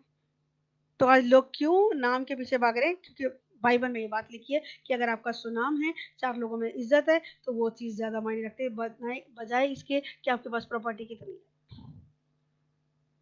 नेक और अच्छे काम क्यों करने हैं? क्योंकि अपना नाम सही रखना है, अपनी गवाही, नाम भी क्या, अपनी गवाही को सही रखना है। ठीक है, अब 12 के 13 में क्या लिखा है, पढ़ेंगे जल्दी से। जब अजगर ने देखा कि मैं पृथ्वी पर गिरा दिया गया हूँ, जब अजगर ने देखा कि मैं पृथ्वी पर गिरा दिया गया हूँ, तो उस स्त्री को जो बेटा जनी थी सताया। तो उस स्त्री को जो बेटा जनी थी क्या करा? सताया। कौन सी स्त्री? आज कौन सी स्त्री बेटा जन रही है? कलीसिया के लिए बोला जा रहा है। आज कलीसिया में ऐसे बच्चे उत्पन्न हो रहे हैं, आत्मिक जन उत्पन्न हो रहे हैं। कलीसिया में आके जब वचन सीखते हैं लोग, सच्चाई को जानते, अपनी जिंदगी को परमेश्वर के हाथों में सौंपते और वो डिसीजन लेते कि अब तो मैं कुछ और नहीं करूंगा, अब जो थोड़ा समय रह गया, अब इसमें क्या करूंगा, इसमें क्या करना है, मैं अपने जीवन को यीशु मसीह को सौंपता हूँ और यीशु के तरीके चलने की वो कोशिश करते हैं। तो वो लोग कलीसिया और उसमें पैदा होने वाले वो मैच्योर लोग जो अपने जीवन को यीशु मसीह को सौंपते हैं और उसके तरीके चलने की कोशिश करते हैं, शैतान उन्हें सता रहा है, क्योंकि वचन में लिखा है, देखिए। और ये बातें शुरू हो चुकी हैं, ठीक है, और ये चल रही हैं। अभी मैंने उस दिन भी बताया कि एक 14 साल के लड़के को बड़ी बेरहमी से के मार दिया गया, टुकड़े टुकड़े करके उसको फेंका गया। क्यों किया? कारण क्या था? 14 साल का बच्चा क्या किसी से दुश्मनी कर रहा है? कारण ये कि वो मसीह पर विश्वास कर रहा है। सिर्फ एक एक कारण, शत्रु ने उसको कर दिया। लेकिन वचन में लिखा है, अगर वो मसीह में होके मरा है, मसीह में सोया है, लिखा, यदि मर भी जाए मसीह पर विश्वास करते हुए, तो भी कहां पहुंचेगा? तो भी वो जीवित रहेगा। तो परमेश्वर के पास उसके शहीदों में, मार्टर्स में उसकी गिनती होगी। कितना वो यीशु के करीब पहुंच चुका है हमसे पहले, है ना। प्रेजेंट में चाहे दुख दिख रहा होगा, है ना, लेकिन इटर्नल लाइफ के लिए वो हमेशा के लिए यीशु मसीह के शहीदों के साथ गिना जाएगा। आज दुनिया में, आज हम अपने दिल्ली शहर में देख लें, हमारे इंडिया गेट के ऊपर कितने सारे नाम लिखे हुए हैं। देखा कितने? जितने भी शहीद हैं उनके नाम इंडिया गेट के ऊपर लिखे, छोटे छोटे, उसके करीब जाएंगे तो पता लगेगा। अगर दुनिया में इतनी इज्जत मिल रही है और वहां पे क्या है, एक ज्योति जलाई जा रही है, क्या बोले, अमर जवान ज्योति, अमर जवान ज्योति जलाई जा रही है, 24 घंटे जो जलती रहती है, श्रद्धांजलि दी जा रही है उनको। अगर दुनिया अपने देश के लिए लड़ने वालों को इतनी इज्जत दी जा रही है, तो परमेश्वर के लिए जो मर रहे हैं, तो क्या उन्हें इज्जत नहीं मिलेगी? न्याय के दिन परमेश्वर कितना बड़ा उनके साथ उनको रिवॉर्ड देगा। हालेलुया। इसलिए आज मौत की परवाह मत करें। मौत सबको आनी है ना। जो पृथ्वी पर आया उसको जाना ही जाना है, लेकिन वो जीवन मसीह के लिए जाए, इस बात के लिए प्रार्थना करते रहना। मैं भी जब नई नई आई थी, मैं कहा परमेश्वर मेरे ऊपर ऐसा वाला दुख ना है। मुझे नहीं पता कैसे वाला आएगा, कैसे नहीं आएगा, सीधे ही उठा ली जाऊंगी या मेरे लिए क्या लिखा मैं नहीं जानती, लेकिन जब इन बातों को पढ़ती हूँ, परमेश्वर तेरी इच्छा पूरी हो। मुझे नहीं पता मेरे मेरे जीवन का आखिरी श्वास कैसे बीतेगा, लेकिन आज भी प्रार्थना करती हूँ, परमेश्वर मेरी आखिरी सांस तक तू मुझे इस्तेमाल करते रहना। मेरी जिंदगी आखिरी सांस तक तेरी अमानत है, और जब मैं तेरे पास आऊं तो परमेश्वर तेरे भले भंडारी के रूप में आऊं कि हाँ, जो कुछ तूने मुझे सौंपा, मेरा परिवार, पैसा, सेहत, मेरी सांसें, जो कुछ भी दिया मुझे, टैलेंट जो दिया, वो तेरी ही सेवा के लिए देख परमेश्वर मैंने लगाया। इस बात को कहने के लिए मुझे आज अपनी गवाही को सही रखना है। काम करने, बहुत सी चीजें ऐसी होती हैं जो मेरे फेवर में नहीं होती, बहुत सारी चीजें जो मेरे तरीके से नहीं होती, लेकिन सहती, कोशिश करती, किस लिए? कि दुनिया को पसंद आए ना आए, लेकिन मसीह तुझे मेरा जीवन पसंद आए। और बहुत बार ऐसा होता है, बहुतों को हमारा जीवन समझ नहीं आता। हम क्या सोच के वो काम कर रहे थे, लेकिन सामने वाला दुनियावी, क्योंकि शारीरिक है वो लोग, आत्मिक नहीं है, इसलिए आत्मिक बातों को समझ ही नहीं पाते। अच्छी चीजों को भी कूड़ा करवाते हैं वो लोग, अपनी तो जिंदगी खराब करते, दूसरों के साथ कराते हैं, ऐसे प्रोवोक करते, क्योंकि शारीरिक है। और शारीरिक जन परमेश्वर को प्रसन्न नहीं कर सकते। रोमियो में 8 में लिखा है, जो शारीरिक दशा में, जिनके अंदर क्रोध है, डाह है, जलन है, झूठ है, फरेब है, हर एक ऐसी बात है जो संसारिक है, ऐसे लोग परमेश्वर को खुश नहीं कर सकते। तो हमें क्या करना है? आत्मिक बनना है। आत्मिक जन लिखा सब बातों की परख कर लेता है, सब बातों को जांच लेता है। तो हमें आज आत्मिक बनने की जरूरत है। हालेलुया। आगे पढ़ेंगे हम 14 पढ़ेंगे हम। पर उस स्त्री को बड़े उकाब के 2 पंख दिए गए, कि सांप के सामने से उड़कर जंगल में उस जगह पहुंचे जहां वह एक समय और समयों और आधे समय तक पाली जाए। हालेलुया। जब मैं इसको पढ़ रही थी, परमेश्वर ने 2 शब्द दिए मुझे। उस स्त्री को बड़े उकाब के 2 पंख दिए गए। स्त्री है, धरती पे रहने वाली है, लेकिन उसको क्या दिया जा रहा है? उकाब के समान पंख दिए जा रहे, कि वो बहुत ऊंचे पर उड़े। और क्यों उड़े? कि सांप के सामने से उड़कर जंगल में उस जगह पहुंच जाए जहां वो एक समय तक ठहराई जाएगी, एक समय या समयों तक, और आधे समय तक पाली जाएगी। तो कौन से वो दो पंख है? मैं परमेश्वर को बोल रही हूँ, मैं कहा परमेश्वर ये दो पंख क्या हैं? तो परमेश्वर ने मुझे दो शब्द दिए, प्रार्थना और, मैंने लिख लिया था उसी वक्त बाइबल में ही, प्रार्थना और थैंक्स गिविंग। आज जरूरत है अंत का समय हमें प्रार्थना में ज्यादा समय बिताना और धन्यवाद करते हुए अपनी प्रार्थना और विनती और निवेदनों को परमेश्वर के सम्मुख उपस्थित करना है। ये दो पंख आज मसीह लोगों के पास है। अगर आपका और मेरा धन्यवादी जीवन है और अगर हमारा प्रार्थना का जीवन है तो हम कहाँ उड़ के जाएंगे? उकाब की तरह ऊंचे पर। और किसी और पक्षी का नाम नहीं है उकाब का जिक्र दिया गया है। क्यों दिया गया? उकाब सबसे ज्यादा ऊंचाई पे उड़ने वाला पक्षी है और वो अपने शत्रु को दूर से ही देख लेता है। मुझे फिर से वो वचन परमेश्वर याद दिलाया जो राहुल ने एक बार सेंड किया था, मैं बोलती हूँ, बहुत आशीष मिली। हाँ, क्या था वो वचन? कि अगर हम पृथ्वी पर रह के काम कर रहे हैं और अगर हम जीत नहीं पा रहे तो हमें अपने बैटल फील्ड को क्या करना है? चेंज कर देना है। शारीरिक ना होकर आत्मिक ऊंचे उठना है, प्रार्थनाओं में ऊंचे उठना है। और क्योंकि हमारा शत्रु कहाँ है? आकाश में सेना है।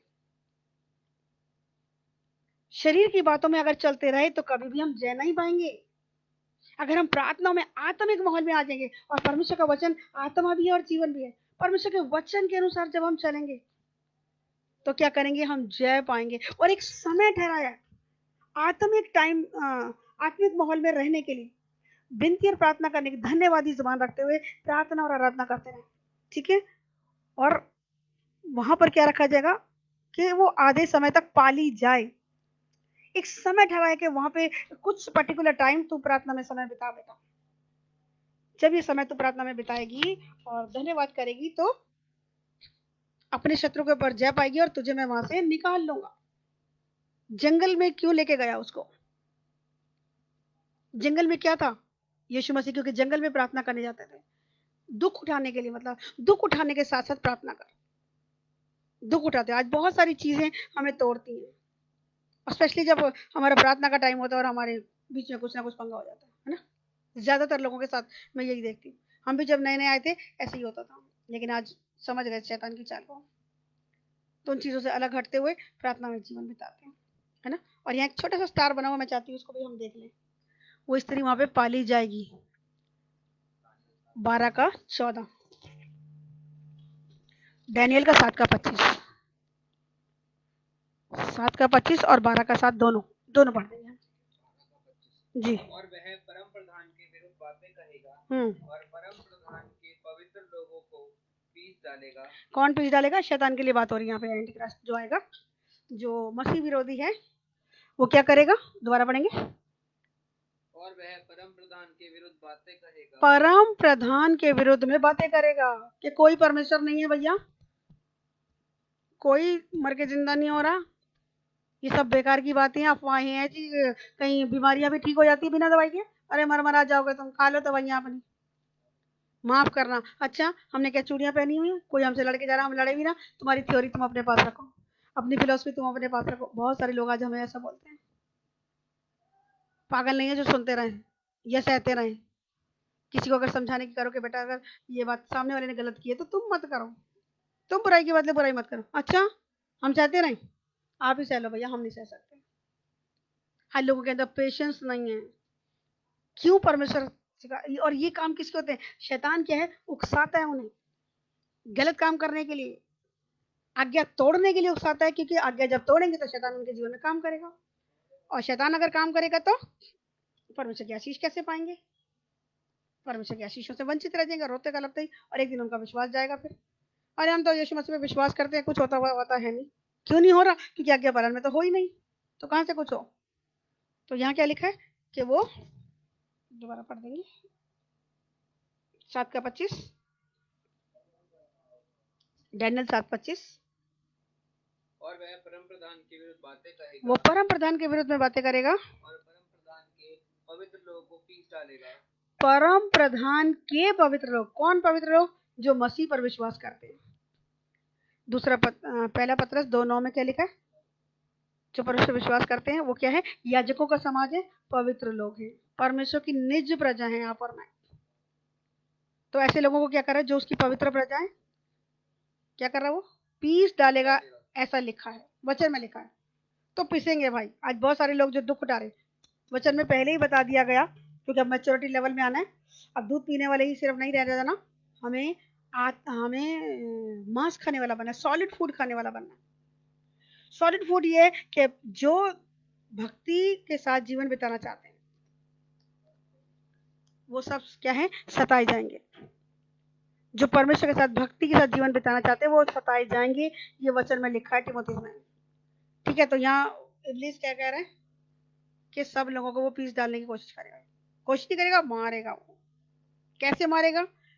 अब घर से सताव आ रहा है, बाहर से सताव आ रहा है, कहीं ना कहीं वो पीस डालने के लिए उसके लिए योजना बना रहा है। लेकिन जय कौन पाएगा? जो मसीह पर विश्वास बना के रखेगा, उसके मेमने के लहू पे विश्वास बना के रखेगा और अपनी गवाहियों को दूसरों को शेयर करता रहेगा, वो इन समस्याओं से बच जाएगा। हालेलुया। तो आज हमें जरूरत है अपनी गवाहियों को सही रखने की, पाप से बच के रहने की और शैतान की योजनाओं को समझकर उससे दूर रहने की। ठीक है, आगे क्या लिखा है? और समयों और व्यवस्था के बदल देने की आशा करेगा। क्या आशा करेगा? समय और व्यवस्था को बदलने की कोशिश करेगा। कौन? ये मसीह विरोधी, कि जो टाइम परमेश्वर ठहराया सोच रहा कि मैं कुछ गड़बड़ी करके भैया मैं ही फने खा हो जाऊं, कि लोग मेरी ही पूजा करते रहे। जिनके पास वचन नहीं है तो कर ही रहे, है ना। अभी हम 13वें अध्याय में पढ़ेंगे इस बातों को, लेकिन इसमें भी थोड़ा सा लिखा है जी। तो ऐसे लोगों को वो भरमाने के लिए काम कर रहा है वो, तो हमें समझना है जी। समय और व्यवस्था को बदलने की कोशिश करेगा वो। व्यवस्था हम अगर पहले 5 किताब पढ़ के रखेंगे तो हमें पता लगेगा व्यवस्था है क्या। हमें परमेश्वर को छोड़ किसी और को ईश्वर करके नहीं मानना, चाहे वो आकाश में हो चाहे उसके नीचे की हो। किसी की प्रतिमा बना के नहीं पूजनी है। ऐसे लोगों से परमेश्वर नफरत करता है। वो जिंदा खुदा है, वो नहीं चाहता कि हम उसको मूर्तियों में ढूंढे जी। और बहुत सारी ऐसी चीजें कि 6 दिन काम करो, 7वें दिन मेरे भवन में आ जाओ। पर अब तो वो 7वां दिन भी शैतान की वजह से कह लो, ये उसकी योजना है। ये गंदा वायरस डाल के क्या कर रहा है वो? बिल्डिंग्स बंद करा दी, चर्च बिल्डिंग्स बंद हो गई, संडे की आराधना बंद हो गई। वहां बिल्डिंग भी नहीं हो रही, लेकिन ऑनलाइन तो नहीं बंद हुई। हालेलुया। उसने तो योजना बनाई थी गंदी, लेकिन उस बुराई को परमेश्वर ने भलाई में बदल दिया। हाँ, एक साथ होके वहां गैदर नहीं हो पा रहे, इकट्ठे नहीं हो पा रहे, लेकिन ऑनलाइन वचन चल रहे कि नहीं चल रहे? तो रोक नहीं पाया। हालेलुया। परमेश्वर का काम रुकता नहीं है। वचन में लिखा, जो लोग परमेश्वर से प्यार करते हैं उनके लिए सारी बातें मिलकर भलाई को उत्पन्न करती हैं। तो आज जगह जगह पे ऑनलाइन। पहले रात को एक बारी हम नाइट प्रेयर करते थे, अभी लॉकडाउन के चलते कितना हो रहा है? डबल हो गया, 2 बारी हो रही है। तो पहले अच्छा था कि अभी अच्छा है? अभी ज्यादा अच्छा हो गया। बहुत सारे लोग अभी 3-3 घंटे करते हैं, कोई बात नहीं, लेकिन ज्यादा लोग जोड़ पा रहे हैं। पहले कुछ चंद लोग रात को निकल के आते, अब अपने अपने घर से करना है तो ज्यादा लोग कनेक्ट हो पा रहे हैं, है ना। तो कहने का मतलब कि शैतान कितनी योजनाएं बना रहा है, लेकिन प्रभु का आत्मा अपने बच्चों के साथ भले के काम कर रहा है, मैं ये बता रही हूँ। हालेलुया। और आने वाले टाइम में और हम अच्छी बातों को देखेंगे। हालेलुया। और क्या कह रहे हैं? 7:25 हो गया। वरन 3.5 काल तक वे सब उसके वश में कर दिए जाएंगे। कितने साल तक? 3.5 काल तक, वही 3.5 साल हो गए वो समय। अभी जो मैं बता रही हूँ 7 साल का जो महाकलेश का समय आएगा, मैं इसलिए पहले पढ़ा रही हूँ, उसके बाद वो चीजों को पढ़ाऊँ, क्योंकि ये लिखा है कि 3.5 साल तक क्या होगा? शैतान के हाथ में समय दिया जाएगा और वो महाकलेश का टाइम बहुत टफ होगा। 3.5 साल अभी हमने बीते उसमें पढ़ा था, 1260 दिन कितने थे? ये भी 3.5 साल हुआ। 42 दिन तक, सॉरी 42 महीने तक। 13वें का अगर हम पढ़ें, 5 में लिखा है, बड़े बोल बोलने निंदा करने के लिए उसे एक मुंह दिया गया और उसे 42 महीने तक, वही 3.5 साल तक का टाइम दिया गया कि वो क्या करे? लोगों के जीवनों में गड़बड़ी डाले, खदेड़े, उनको नाश करे। बहुत टफ टाइम आने वाला है वो 3.5 साल। जो 3.5 साल कलीसिया के हाथ में होगा, मतलब थोड़ा सताव तो होगा लेकिन कंट्रोल के अंदर होगा थोड़ा बहुत। लेकिन बाकी के जो 3.5 साल शैतान को दिए जाएंगे वो टाइम बर्दाश्त के बाहर होगा, और ऐसे टाइम के लिखा के लोग मौत मांगेंगे और मौत नहीं मिलेगी। ठीक है, उसको ध्यान रखते हुए कि ये 3.5 साल का समय जो है, इससे पहले ही परमेश्वर जबकि अपनी कलीसिया को उठा लेगा, लेकिन जो बाकी के लोग रह जाएंगे उनके ऊपर बड़ा टफ टाइम आएगा, क्योंकि वचन को तो जानते नहीं होंगे। लेकिन फिर भी जितने लोग वचन को जानने वाले लोग होंगे और उनके द्वारा जो सुसमाचार फैलेगा, उसके बाद जो लोग मन फिराएंगे परमेश्वर उन पर दया करेगा। लेकिन बहुत मुश्किल से वो चीजें हो पाएंगी, क्योंकि शैतान विश्वास करने नहीं देगा। तो आज हमें आपको प्रार्थना करने के, जो जब कलीसिया उठा ली जाएगी उसके बाद के जो लोग रह जाएंगे, जो ये 3.5 साल का समय शैतान के हाथों में जाएगा, उस टाइम पे परमेश्वर ज्यादा से ज्यादा लोगों को क्या करना, मन फिराव का मौका देना, ताकि वो लोग भी स्वर्ग राज्य में आ सके। हालेलुया। आगे 7:25 हो गया, और इसके साथ एक वचन और भी लिखा है 12:7, डैनियल 12:7 में ही एक स्टेटमेंट और भी दी गई है, और 13 का दूसरा जगह डैनियल 12:7। तब जो पुरुष सन का वस्त्र पहने हुए नदी के जल के ऊपर था, जो पुरुष सन का वस्त्र पहने किसके ऊपर था? जल के ऊपर था जी। उसने मेरे सुन से दाहिने और बाएं अपने दोनों हाथ स्वर्ग की ओर उठाकर सदा जीवित रहने वाले की शपथ खाकर, यह दशा 3.5 काल तक ही रहेगी, और जब पवित्र प्रजा की शक्ति टूटते टूटते समाप्त हो जाएगी, तब ये सब बातें पूरी होंगी। ये बातें कब पूरी हो जाएंगी? जब पवित्र प्रजा की शक्ति, उसके सहने की शक्ति क्या होगी? टूटने लगेगी। धीरज का बांध टूटने लगा, प्रभु अब नहीं सहा जा रहा। लिखा वो सहने के बाद परीक्षा नहीं देता, लेकिन यहाँ कह रहा है कि जब उनके सब्र का बांध टूट जाएगा, जब उनकी हिम्मत टूट जाएगी, सहते सहते वो टूटने लगेंगे, प्रभु अब इससे ज्यादा हम नहीं सह पा रहे, और तब वो 3.5 साल तक, फिर वहां लिखा है, क्या लिखा है दोबारा पढ़ेंगे? 3.5 साल तक, 3.5 साल तक ही रहेगी। ये 3.5 साल तक ही रहेगी। ये 3.5 साल जो एंटी क्राइस्ट के हाथों में आने से पहले का समय है, और जो 3.5 साल का मसीह विरोधी को समय दिया जाएगा। 3.5 और 3.5 7 साल का जो कलेश का टाइम है, ये अब आने वाले टाइम में हम इसको पढ़ेंगे कि वो 7 साल का कलेश का समय कौन सा है, वो मसीह विरोधी कौन है, कैसे आएगा, क्या करेगा, तो वचनों में ही सब बातें लिखी। तो यहाँ क्या कह रहा है कि 3.5 साल का समय जब वो होगा, तो ये दशा 3.5 साल तक रहेगी। हाँ, और जब पवित्र प्रजा की शक्ति टूटते टूटते समाप्त हो जाएगी, जब पवित्र प्रजा की शक्ति टूटते टूटते समाप्त हो जाएगी, खत्म हो जाएगी, बस अब इसके बाद नहीं प्रभु, ओवर, इससे ज्यादा मैं नहीं चाहती, तब ये बातें क्या होंगी? पूरी हो जाएंगी। आगे प्रभु का धन्यवाद। हम नहीं, क्या लिखा 8 का? 7 का 3 था, नहीं सॉरी, वो दूसरा 12 का 7, 12 के 8 में क्या लिखा है? यह बात मैं सुनता था तो परंतु कुछ न समझा। डैनियल लिख रहा है कि मैं इन बातों को सुनता तो था लेकिन समझा नहीं था। तब मैंने कहा, हे प्रभु, मुझे इन बातों का अंतफल क्या होगा? हे प्रभु, इन बातों का अंतफल क्या है, मुझे सिखा दे, समझा दे। उसने कहा, हे दानियल, चला जा, क्योंकि ये बातें अंत समय के लिए बंद हैं और इन पर मोहर दी गई है। इन पर मोहर दे दिया गया, सील लगा दी गई है। ये अभी तेरे समझने के लिए नहीं है, बस तेरे को दर्शन दिखा दिया कि ये होगा। तो उसको समझ में नहीं आई, तो परमेश्वर ने क्या कहा? दूत ने जो उसको दर्शन दे रहे थे, परमेश्वर ने क्या कहा? इनके ऊपर सील दे दी गई है बेटा, अभी नहीं इसको समझना, एक समय के लिए रख दी गई है, एंड टाइम में ये खोलेंगी। तो ये एंड टाइम में हम फिर इसको देख रहे हैं। ठीक है, अभी आगे अन्य चैप्टर में इसको और खुलासा आएगा।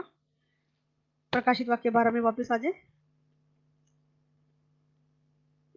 15 पढ़ेंगे, हम 15 पढ़ेंगे। और सांप उस स्त्री के पीछे अपने मुंह से नदी के समान पानी बहाया कि उसे इस नदी से बहा दे। हाँ, तो सांप ने क्या किया? जब वो स्त्री उठकर भाग रही थी तो क्या किया? जब वो जंगल में जाने को थी, क्या किया? अपने मुंह से पानी बहा दिया, और इतना पानी बहाया कि इस नदी से उसको बहा दे। कोशिश थी उसकी, शैतान की कोशिश थी कि इस कलीसिया को बहा दे, नुकसान पहुंचा दे, नाश कर दे। लेकिन क्या कह रहा है वो सोने में, क्या कह रहा है? परंतु पृथ्वी ने उस स्त्री की सहायता हालेलुया। स्त्री की सहायता किसने करी? पृथ्वी ने। पृथ्वी को आज्ञा दी गई थी, क्योंकि उस स्त्री को एक समय तक जंगल में रहना था, एक समय तक वहां पाली जाएगी, समय और समय तक अभी हमने ऊपर वचन में पढ़ा। और पृथ्वी को यह आज्ञा दी थी कि जब वो शैतान इस तरीके का काम करेगा तो तू क्या करना, उस पानी को पी जाना। और पृथ्वी ने उसकी मदद करी, क्योंकि हर एक को समय ठहराया गया, सीमाएं ठहराई गई हैं, उसको काम ठहराए गए हैं। महामच को क्या आज्ञा दी गई थी? योना जब उसके पेट में थे, पहले तो उसको निगल ले, ठीक है, मरने नहीं देना, उसको मारना नहीं अंदर, 3 दिन तेरे पेट में रखूंगा। फिर क्या करना, 3 दिन के बाद जाके उसको तू समुद्र के कोने पे जाके, किनारे पे जाके, तट पे जाके उसको उलट देना, निकाल देना, उल्टी कर देना और उसको बाहर निकाल देना। ये आज्ञा थी। सूरज को आज्ञा दे रखी है इतने टाइम पे निकलना है, चांद को आज्ञा दे रखी है इतने टाइम पे निकलना है। सारी चीजें जो परमेश्वर ने रची हैं उन सबको आज्ञा दे रही है, और सबका सब पालन कर रहे हैं। तो पृथ्वी को आज्ञा दी थी क्योंकि स्त्री को बचाना था, और शैतान की फिराक में था कि इतना पानी बहा दे कि उसको सुनामी आ जाए इतनी कि वो नाश कर दे, उस स्त्री को, कलीसिया को नाश कर दे। लेकिन परमेश्वर का धन्यवाद कि उसने अच्छी और भली योजना बना के क्या किया कि पृथ्वी को आज्ञा दे दी, और उस पृथ्वी ने उस स्त्री की सहायता की और अपना मुंह खोलकर उस नदी को जो अजगर ने अपने मुंह से बहाई थी पी लिया, सारा पानी वो पी गई। तो उस स्त्री को कोई नुकसान नहीं हुआ, कलीसिया को कोई नुकसान नहीं हुआ। जी आगे 17, 12 का 17। तब अजगर स्त्री पर क्रोधित हुआ। किस पर? कलीसिया पर। स्त्री कौन है? कलीसिया। कलीसिया पे क्रोधित हुआ और उसकी शेष संतान से जो परमेश्वर की आज्ञाओं को मानते। ध्यान देंगे इस आयत में, स्त्री से क्रोधित हुआ, कलीसिया से वो क्रोधित हुआ, और उसकी शेष संतान, कलीसिया की शेष संतान कौन है? मसीह लोग, जो साफ लिखा है, जो परमेश्वर की आज्ञाओं को मानते और उनकी गवाही, यीशु की गवाही देने पर स्थिर हैं। कुछ भी हो जाए भाई, यीशु की गवाही दिए बिना मैं चुप नहीं रहूंगी। कोई कुछ भी बोल ले, कोई मुझे बदनाम करे, कोई मुझे गाली निकाले, कोई मेरे से कट ऑफ कर दे, मेरे से रिश्ता तोड़ दे, मुझे परवाह नहीं है। मैं क्या करूंगी? कलीसिया के लोग क्या करें? मसीह लोग, विश्वासी लोग जो स्ट्रांग है फेथ में, वो क्या कह रहे? शेष संतानें जो कलीसिया की हैं, यीशु की सॉरी परमेश्वर की आज्ञाओं को मानने और यीशु की गवाही देने पर जो स्थिर हैं, लड़ने को गया। कौन गया? शैतान की बात हो रही है।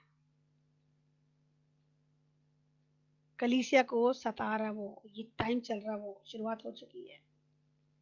आज कलीसिया बंद है, आज वो उन लोगों के पीछे पड़ा, उनको सताने को गया, लड़ने को गया।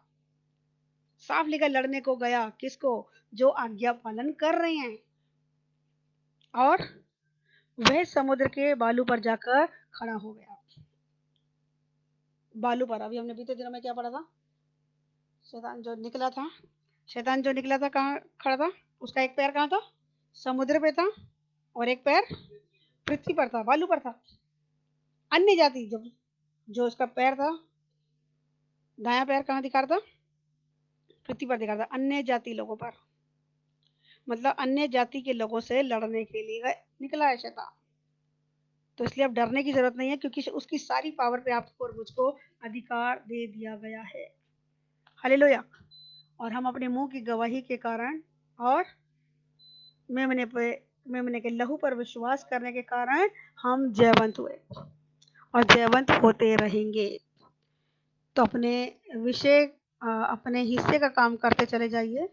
और आज ये 12वां चैप्टर समाप्त हो गया। और इस लाइन को याद रखना, इस आयत को याद रखना, 17वां, कि अजगर स्त्री पर क्रोधित हुआ है, कलीसिया के ऊपर वो क्रोधित है इस समय, बौखलाया हुआ है।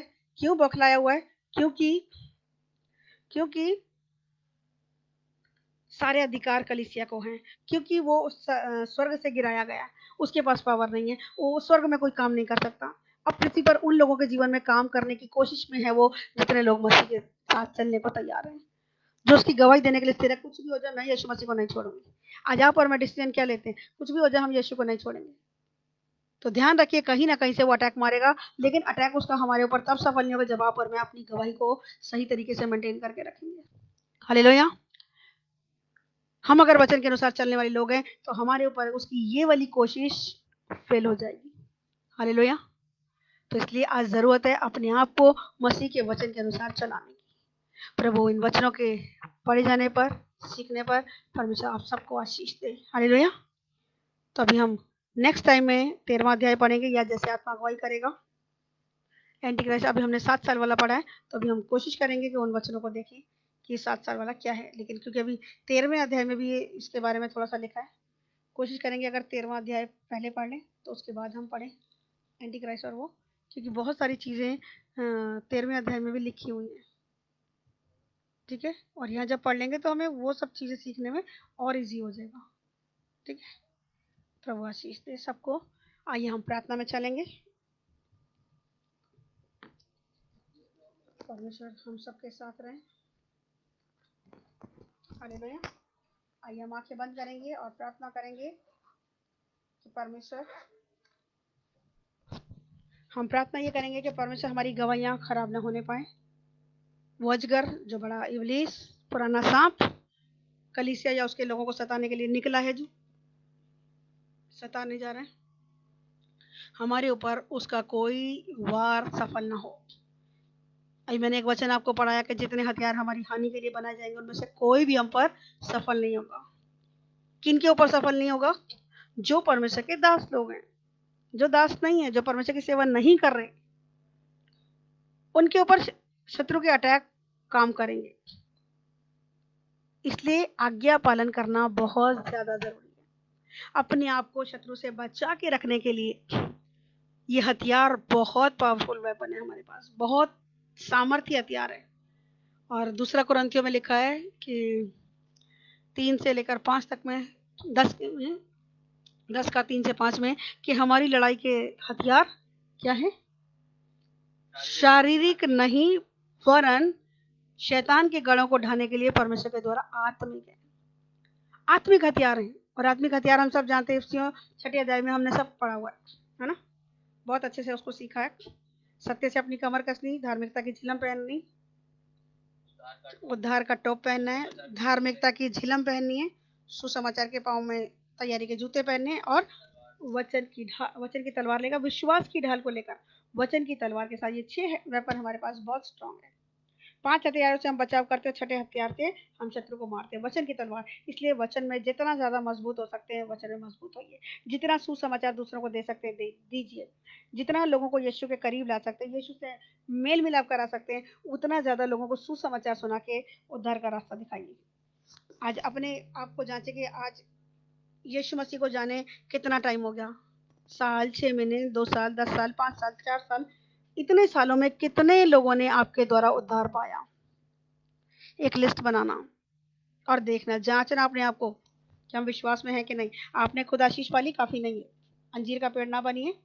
खुद तो आशीष मिल गई, खूब हरे भरे हो गए, लेकिन फल नहीं था उसमें। तो फल नहीं होने से परमेश्वर ने उसको श्राप दे दिया। अगर आज आपके और मेरे जीवन में फल नहीं है, तो ऐसा ना हो कि कहीं प्रभु का श्राप हमारे जीवन में आ जाए। ऐसा ना होने पाए कि परमेश्वर की हाय हम पर आए। आज जरूरत है लोगों को मसीह के करीब लाने की। हालेलुया। जितना ज्यादा सुसमाचार सुना सकते हैं, जितना प्रार्थना में समय बिता सकते हैं। ये लॉकडाउन पीरियड अपने अपने घरों में रह के तैयारी करने का समय है, अपने लिए भी और दूसरों के लिए भी। अपने घराने के लोगों के लिए आंसू बहाइए। प्रभु हमारे घर, हमारे विश्वास से हमारे घराने के लोग बचाए जाए। हालेलुया। आइए हम प्रार्थना में चलेंगे, आंखें बंद करेंगे और परमेश्वर को महिमा देंगे कि परमेश्वर का जीवित वचन हमसे बोलता है और बातचीत करता है। मैं विश्वास करती हूँ बहुत से लोगों के साथ आज परमेश्वर के इस वचन ने बात की है, और जैसा परमेश्वर की आत्मा ने सिखाया उसके अनुसार चलना सभी लोग। क्योंकि जितने आत्मा के चलाए चलते हैं, जितने वचन के अनुसार चलाए चलते हैं, वही उसके बेटा और बेटी हैं। हालेलुया। तो उसके सच्चे बेटा और बेटी बन के दिखाइए। खुद भी नरक से बचिए और दूसरों को भी नरक से बचाने के लिए हर संभव कोशिश कीजिए। हालेलुया। प्रार्थना में समय बिताइए, लगातार निरंतर प्रार्थना कीजिए, निरंतर जागते रहो और प्रार्थना करो ताकि परीक्षा में ना पड़ो। हालेलुया। आइए हम प्रार्थना में चलते हैं। प्रभु यीशु के नाम से पिता, एक बार फिर से दिल की गहराइयों से परमेश्वर आपका धन्यवाद देते हैं कि आपका वचन सच में जीवित है, जो 2 धारी तलवार से भी ज्यादा चोखा है, जो प्रबल है, जो गांठ गांठ और गुदे गुदे को आर पार छेदता और मन की भावनाओं को जांचता है। धन्यवाद देते इस जीवित वचन के लिए जो कठोर हृदयों को नम्र करता है। नीति वचन में लिखा 21:1 में कि राजाओं का मन नालियों की तरह परमेश्वर पिता आपके हाथ में रहता है, आप जिधर चाहते हैं मोड़ देते हैं। परमेश्वर हमारे तमाम उन जाति भाइयों के कठोर हृदयों को इसी समय आपका वचन तोड़े और चूर चूर करे और नम्र करे, हम्बल करे, कि उनके घुटने तेरे आगे टिक जाएं, उनकी ज़बानें अंगीकार करे कि यीशु ही प्रभु है, ताकि वो नरक जाने से बच जाएं, नरक जाने से बचे। परमेश्वर नूहा की तरह आज भी लोग खा रहे पी रहे मौज मस्ती कर रहे हैं, शादी ब्याह हो रहे हैं और वो अनजान है कि बहुत करीब है अंत। परमेश्वर अपने लोगों के द्वारा तू अपने राज्य को बढ़ाने में हम सबकी सहायता मदद कर। हम सबके द्वारा आपका राज्य बढ़े, आपका अभिषेक, आपकी सामर्थ, आपका अनुग्रह, आपका वचन हमारे जीवनों में 30 नहीं 60 नहीं वरन 100 गुना फल लेकर आए।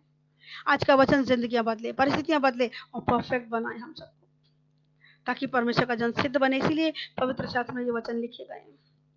धन्यवाद देते ऐसे बुद्धि, ऐसे ज्ञान, ऐसी समझ के लिए जो परमेश्वर तेरे वचन को सुनने, समझने और सीखकर उसके अनुसार चलने के लिए हमारी मदद और सहायता करते हैं। पवित्र आत्मा जी आपकी हुजूरी के लिए धन्यवाद देती, क्योंकि आपसे बेस्ट टीचर होली स्पिरिट कोई भी नहीं है। हमारे लोगों को अंत के बारे में सिखाने के लिए, सीखने के लिए और उसके अनुसार चलने के लिए मदद और सहायता करें।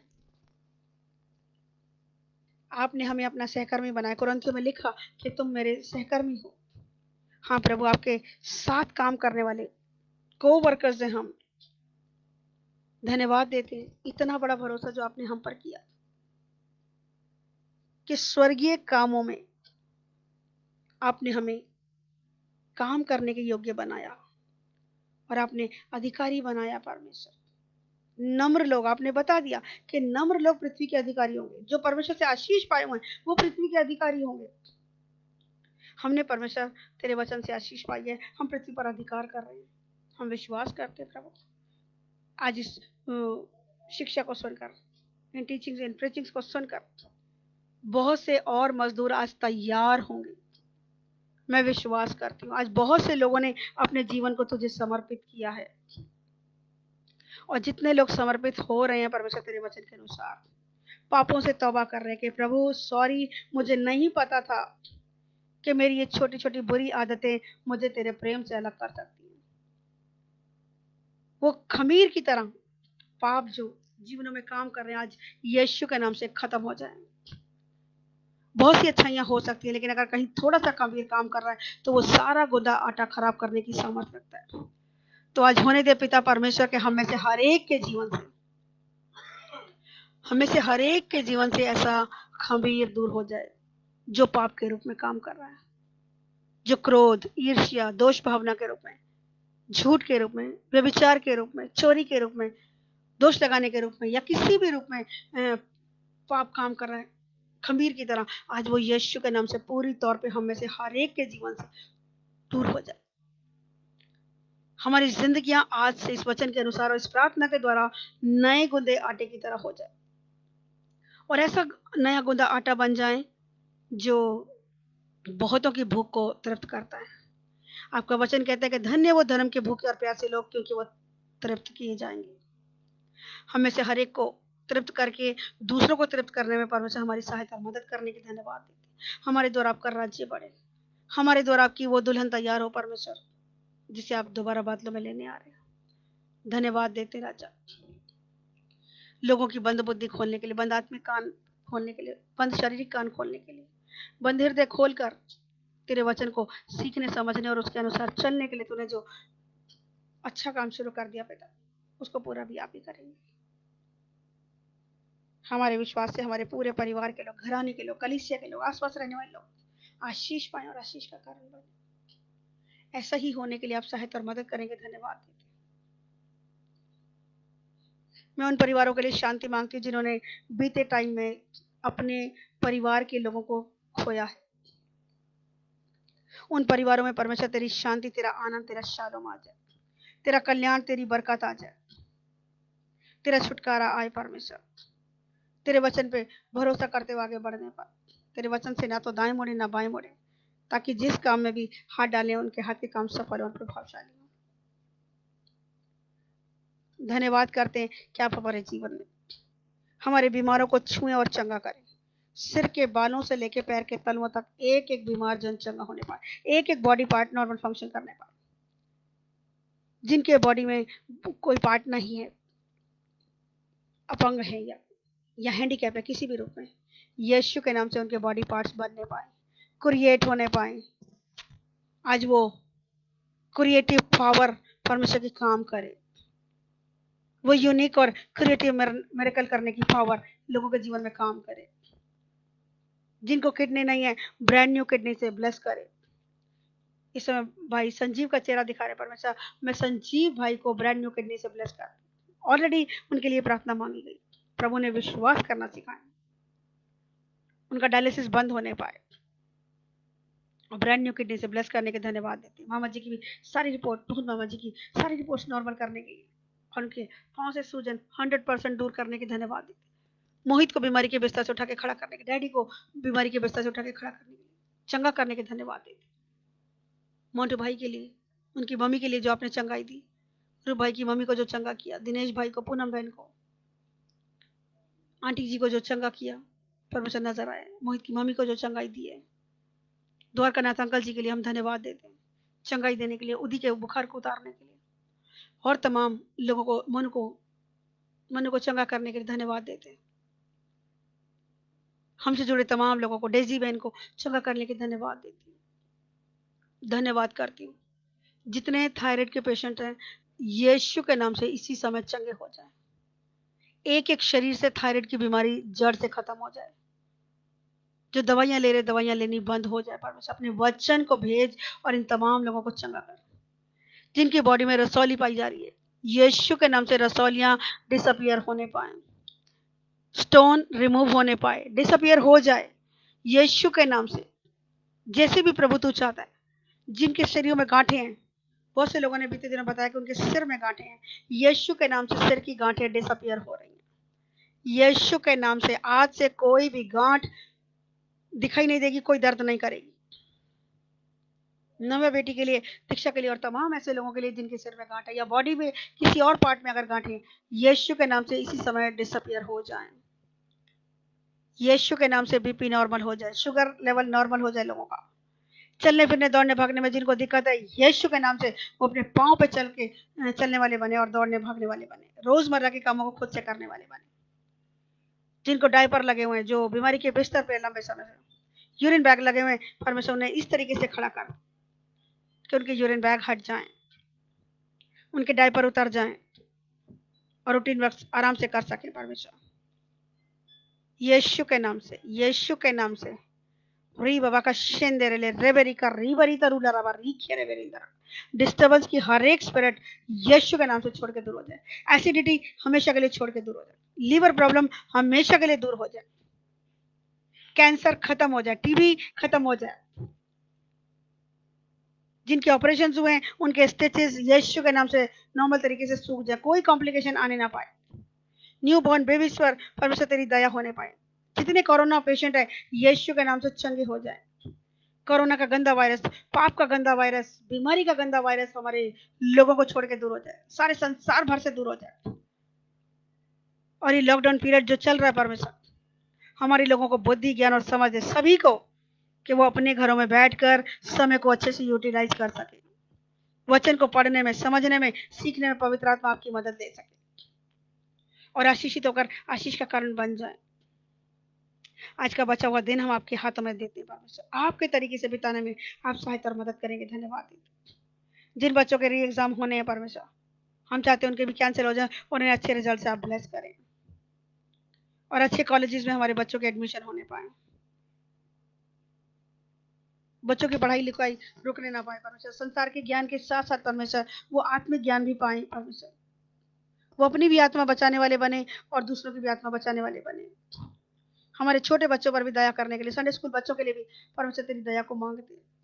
आप तो दूध पीते बच्चों से भी अपनी महिमा ले लेते हैं। तैयार कर अपने बच्चों को परमेश्वर, ताकि तेरे नाम की महिमा और जोरावर तरीके से हो। हमारे बुजुर्गों पर दया कर परमेश्वर, आपने प्रॉमिस किया कि मैं बूढ़े होने पर भी तुम्हें लिए चला फिरा करूंगा, बूढ़े होने पर भी तुम रस भरे रहोगे, लहलहाते रहोगे। होने दे पिता, जितने भी बुजुर्ग लोग हैं, जहां कहीं भी इस समय आपका पवित्र आत्मा है कि को टच करे और हील करे और आशीषित करे और आशीष का कारण बनाए। परिवार में वो जड़ है परमेश्वर, परिवार की जड़ मजबूत हो और उनकी प्रार्थनाओं के द्वारा परमेश्वर उनके बच्चे और उनके बच्चों के बच्चे परमेश्वर ग्रैंड चिल्ड्रन परमेश्वर आशीषित हो। आप हमारी जनरेशन के परमेश्वर हैं, हमारी पीढ़ियां आशीषित हो हमारे विश्वास से परमेश्वर, और जनरेशन कर्ज खत्म होने पाए, पारिवारिक श्राप यीशु के नाम से नष्ट हो जाए और आशीष में बदल जाए, आशीषें आ जाए। जितनों की प्रॉपर्टी के केस चल रहे हैं खत्म हो जाए और हमारे लोगों के फेवर में आ जाए। सारे कोर्ट केस है वो प्रॉपर्टी के लिए चल रहे हैं या फिर वो डिवोर्स के लिए चल रहे हैं या किसी और वजह से चल रहे हैं, यीशु के नाम से खत्म हो जाए और हमारे लोगों के फेवर में आने पाए और हमारे लोग बड़ी बड़ी गवाहियां दें। कमर्शियल प्रॉपर्टीज के लिए प्रभु आपका ही फेवर मांगती हूँ और सरकार का मनुष्य का भी फेवर मांगती हूँ कि हमें गवर्नमेंट का फेवर मिले कि किराए माफ हो जाए। जब तक लॉकडाउन है किराए गवर्नमेंट की तरफ से माफ हो जाए, किसी को कोई किराया देना ना पड़े परमेश्वर। और जो भी वेल्थ है परमेश्वर, जो भी धन है जमा किया वो हो जाए गलत तरीके से, जो यूटिलाइज नहीं हो पा रहा, जिस किसी के पास है। तेरा वचन कहता है परमेश्वर दुष्टों का धन धर्मियों के हाथ में आएगा। वो वेल्थ ट्रांसफर होने के लिए प्रभु गवर्नमेंट की तरफ से योजनाएं बन के निकले। तमाम योजना बनाने वाले अथॉरिटीज के लिए मैं प्रार्थना करती हूँ। जैसा आपका वचन कहता है कि जो चैन और विश्राम के साथ जीवन बिताना चाहते हैं वो अपने देश के अधिकारियों के लिए प्रार्थना करें। आज मैं तमाम उन अधिकारियों के लिए प्रार्थना करती हूँ परमेश्वर के वो भले चंगे रहें, हमारे देश के राष्ट्रपति जी के लिए, प्रधानमंत्री जी के लिए, लोकसभा और राज्यसभा के लोगों के लिए और तमाम उन हायर अथॉरिटीज के लिए जो अगुओं के रूप में काम कर रहे हैं परमेश्वर, किसी भी लेवल पर है, किसी भी डिपार्टमेंट के लोग हैं। हर एक जन भला चंगा रहे, अच्छी सेहत में रहे और तेरे नाम को ऊंचा उठाने वाला बने, और उन्हें ऐसी बुद्धि, ऐसा ज्ञान, ऐसी समझ दे कि ऐसी योजनाएं सरकार की लोगों की तरफ से बनने पाए कि जो भी धन के ऊपर लोगों ने कब्जा किया हुआ अननेसेसरी, वो धन जो दुष्टों के हाथ में है, जो शैतान के हाथों में, वो निकल कर आने पाए और जरूरतमंदों तक पहुंचने पाए। उस धन का सही डिस्ट्रीब्यूशन होने के लिए प्रभु तू सहायता और मदद कर। लाखों करोड़ों की संख्या में लोगों का जो धन जमा हुआ पड़ा है जिसको वो देख भी नहीं पा रहे, गिने ही नहीं है जिन्होंने, मैं नहीं करी किसी की मेहनत का पैसा परमेश्वर, लेकिन जहां पर भी ऐसे रिलीजियस प्लेसेस में जो पैसा जमा हो रखा है मदद के लिए, सहायता के लिए, लोगों के लिए निकलने पाए और तेरा नाम महिमा पाए, जिससे हमारा देश विकसित देशों में गिना जाए।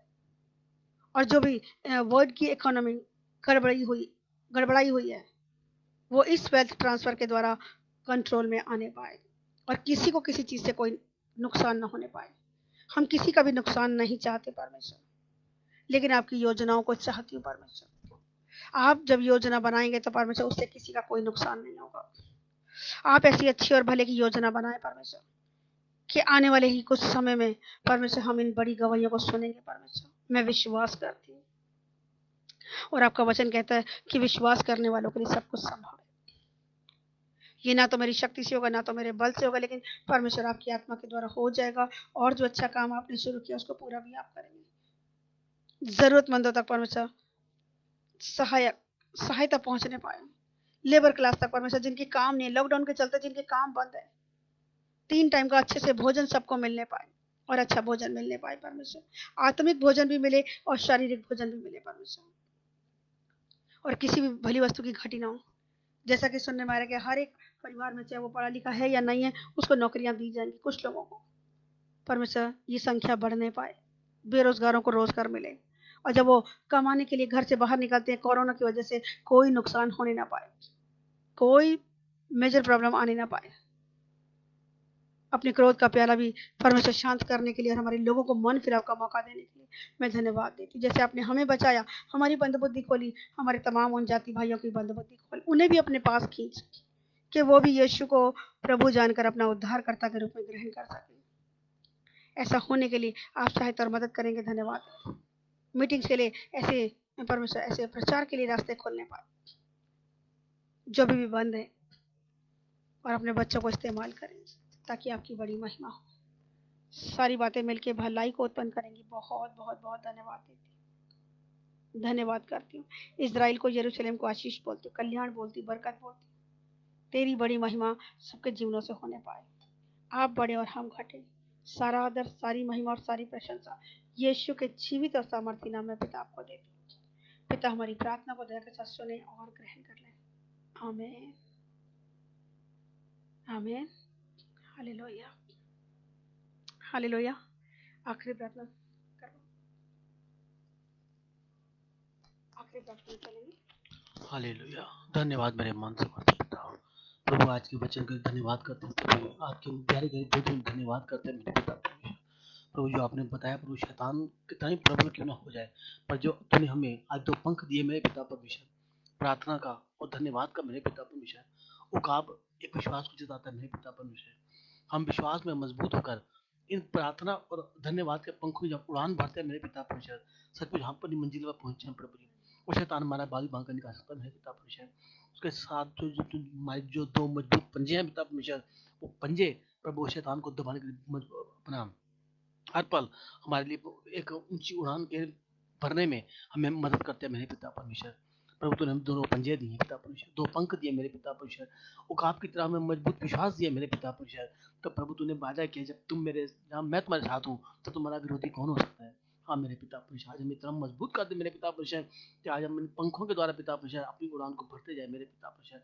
आज एक एक जन अपनी उड़ान को भरने के काबिल हो जाए मेरे पिता परमेश्वर, और उड़ान भरने के लिए तैयार हो जाए मेरे पिता परमेश्वर, और तेरे नाम को लेकर आगे बढ़ता जाए मेरे पिता परमेश्वर।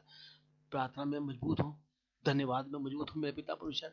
हर पल प्रार्थना में लगे रहें, जबान से हर पल धन्यवाद करते जाए मेरे पिता परमेश्वर। अब तक तूने संभाला है, आगे तू ही संभालेगा। धन्यवाद मेरे पिता परमेश्वर, हर बात के लिए, हर क्षण के लिए, हर पल के लिए हम तेरा धन्यवाद करते हैं मेरे पिता परमेश्वर। धन्यवाद करते हैं प्रभु आज के इस गहरे भेद के लिए मेरे पिता परमेश्वर। तेरी जय जयकार करते हैं, तेरी स्तुति तेरी महिमा करते हैं मेरे पिता परमेश्वर। सच में प्रभु आज तूने हमें उकाब की तरह उड़ने की शक्ति दे दी मेरे पिता परमेश्वर।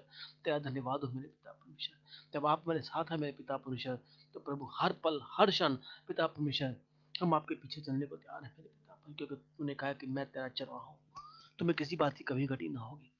हरी हरी चरी में लेकर चलूंगा तुम्हें मैं, तुम्हारे सर पर मैंने अपना तेल का कटोरा उमड़ दिया है। धन्यवाद मेरे पिता परमेश्वर। तो निश्चय भलाई और करना जीवन भर हमारे साथ साथ है मेरे पिता परमेश्वर।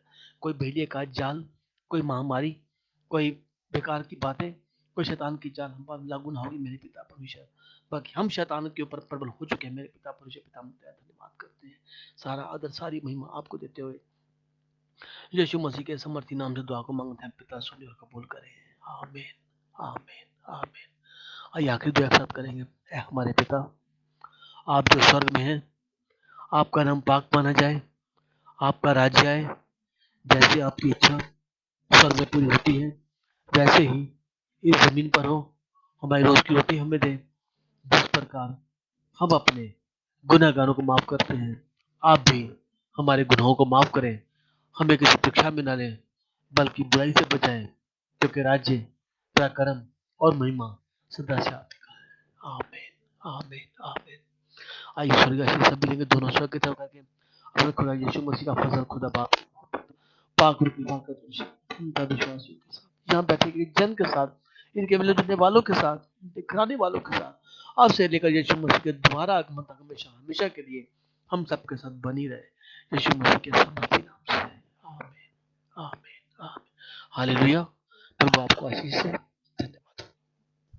बने रहिए कि परमेश्वर हमारे उन जाति भाइयों को मदद करे कि उनकी बंद बुद्धि खुले, वो भी यीशु को अपने उद्धारकर्ता के रूप में ग्रहण करने योग्य बने, और हमारी गवाहियाँ खराब ना हो, इस बात के लिए खास ध्यान रखें। प्रकाशित वाक्य 12 के 11 को हमेशा ध्यान रखें और कोशिश करें, अगर हो सकता है पॉसिबल तो उसको लिख कर अपने घरों में ऐसी जगह पे पेस्ट कर दें कि जहाँ से वो रोज़ आप आते थे, बड़े बड़े शब्दों में लिख दें और उसके ऊपर हाथ रख रख के दुआ करें कि मेमने के लहू पर विश्वास करने के कारण और अपने मुंह की गवाही के कारण शत्रु के ऊपर जय पाई उन्होंने, है ना। शैतान प्रबल नहीं हो पाएगा जब आप और वे गवाहियाँ देंगे। तो परमेश्वर के नाम से विश्वास में बढ़ते रहें, बने रहें, और अभी भी चाहे लॉकडाउन है, गवाहियाँ देनी बंद ना करें। जब भी मौका मिले अपने घरों में रह के, फ़ोन पे अगर किसी से बात हो रही है कोशिश कीजिए कि परमेश्वर के नाम की महिमा गाते रहें। भले वो 1 मिनट मिले, 2 मिनट मिले, 4 मिनट मिले, परमेश्वर की महिमा गाएं। कुड़कुड़ाए ना, अपनी समस्याओं को कुड़कुड़ाए ना, उससे समस्याओं के लिए रोए ना, क्योंकि शैतान यही चाहता है कि हम समस्या को देखते हुए, परिस्थितियों को चलते देखते हम रोते रहें, हम कुड़कुड़ाते रहें, हम बड़बड़ करते रहें। क्यों? क्योंकि ऐसा करने से शत्रु जीतता है। लेकिन जब आप और मैं परिस्थितियां खराब होने के बावजूद भी धन्यवाद करते हैं, जो कि थोड़ा मुश्किल है, आसान नहीं है, मुश्किल है लेकिन असंभव नहीं है। लेकिन जब हम धन्यवाद करते हैं तो सच में हम बड़ी जीत को देखते हैं।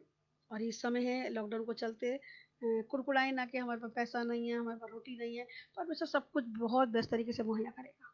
अब तक संभाला है तो आगे भी वही संभालेगा। इतनी अच्छी योजनाएं हम देख रहे हैं, और जैसा कि प्रार्थना करिए कि वेल्थ ट्रांसफर हो, और मैं विश्वास करती हूँ कि ऐसा जरूर से होगा, क्योंकि लगातार प्रार्थना करें कि हमारा देश भारत विकसित देशों में गिना जाए। मेरी बहुत तमन्ना, विकासशील देशों में नहीं, विकसित देश जो ऑलरेडी ब्लेस हो चुके, और जहाँ गरीबी खत्म होगी, महंगाई कंट्रोल में आएगी जब वेल्थ ट्रांसफर हो जाएगा। आज इतनी सारी वीडियोस मैं देखती हूँ, लोग भेजते हैं कि इतना धन जमा हुआ पड़ा है ऐसी जगहों पे जिसको अभी तक गिना ही नहीं है, शायद उर्ली लग रही है, दरवाजे तहखाने के तहखाने बंद है। लेकिन परमेश्वर हमारी सरकार के लोगों की बंद बुद्धि खोले, और सरकार की तरफ से ऐसी योजनाएं बने कि वो धन जो है वहां से निकले, और आम पब्लिक तक, जो जरूरतमंद लोग हैं, वहां तक डिस्ट्रीब्यूट होने पाए, और परिस्थितियां बदलने में परमेश्वर को देरी नहीं लगेगी। हालेलुया। तो जो बातें बोली गई हैं वो यकीनन हाँ और आमीन में पूरी होंगी, और हम इन बातों की गवाहियां सुनेंगे यीशु मसीह के नाम से। हालेलुया। प्रभु सबको आशीष दे। जय मसीह की।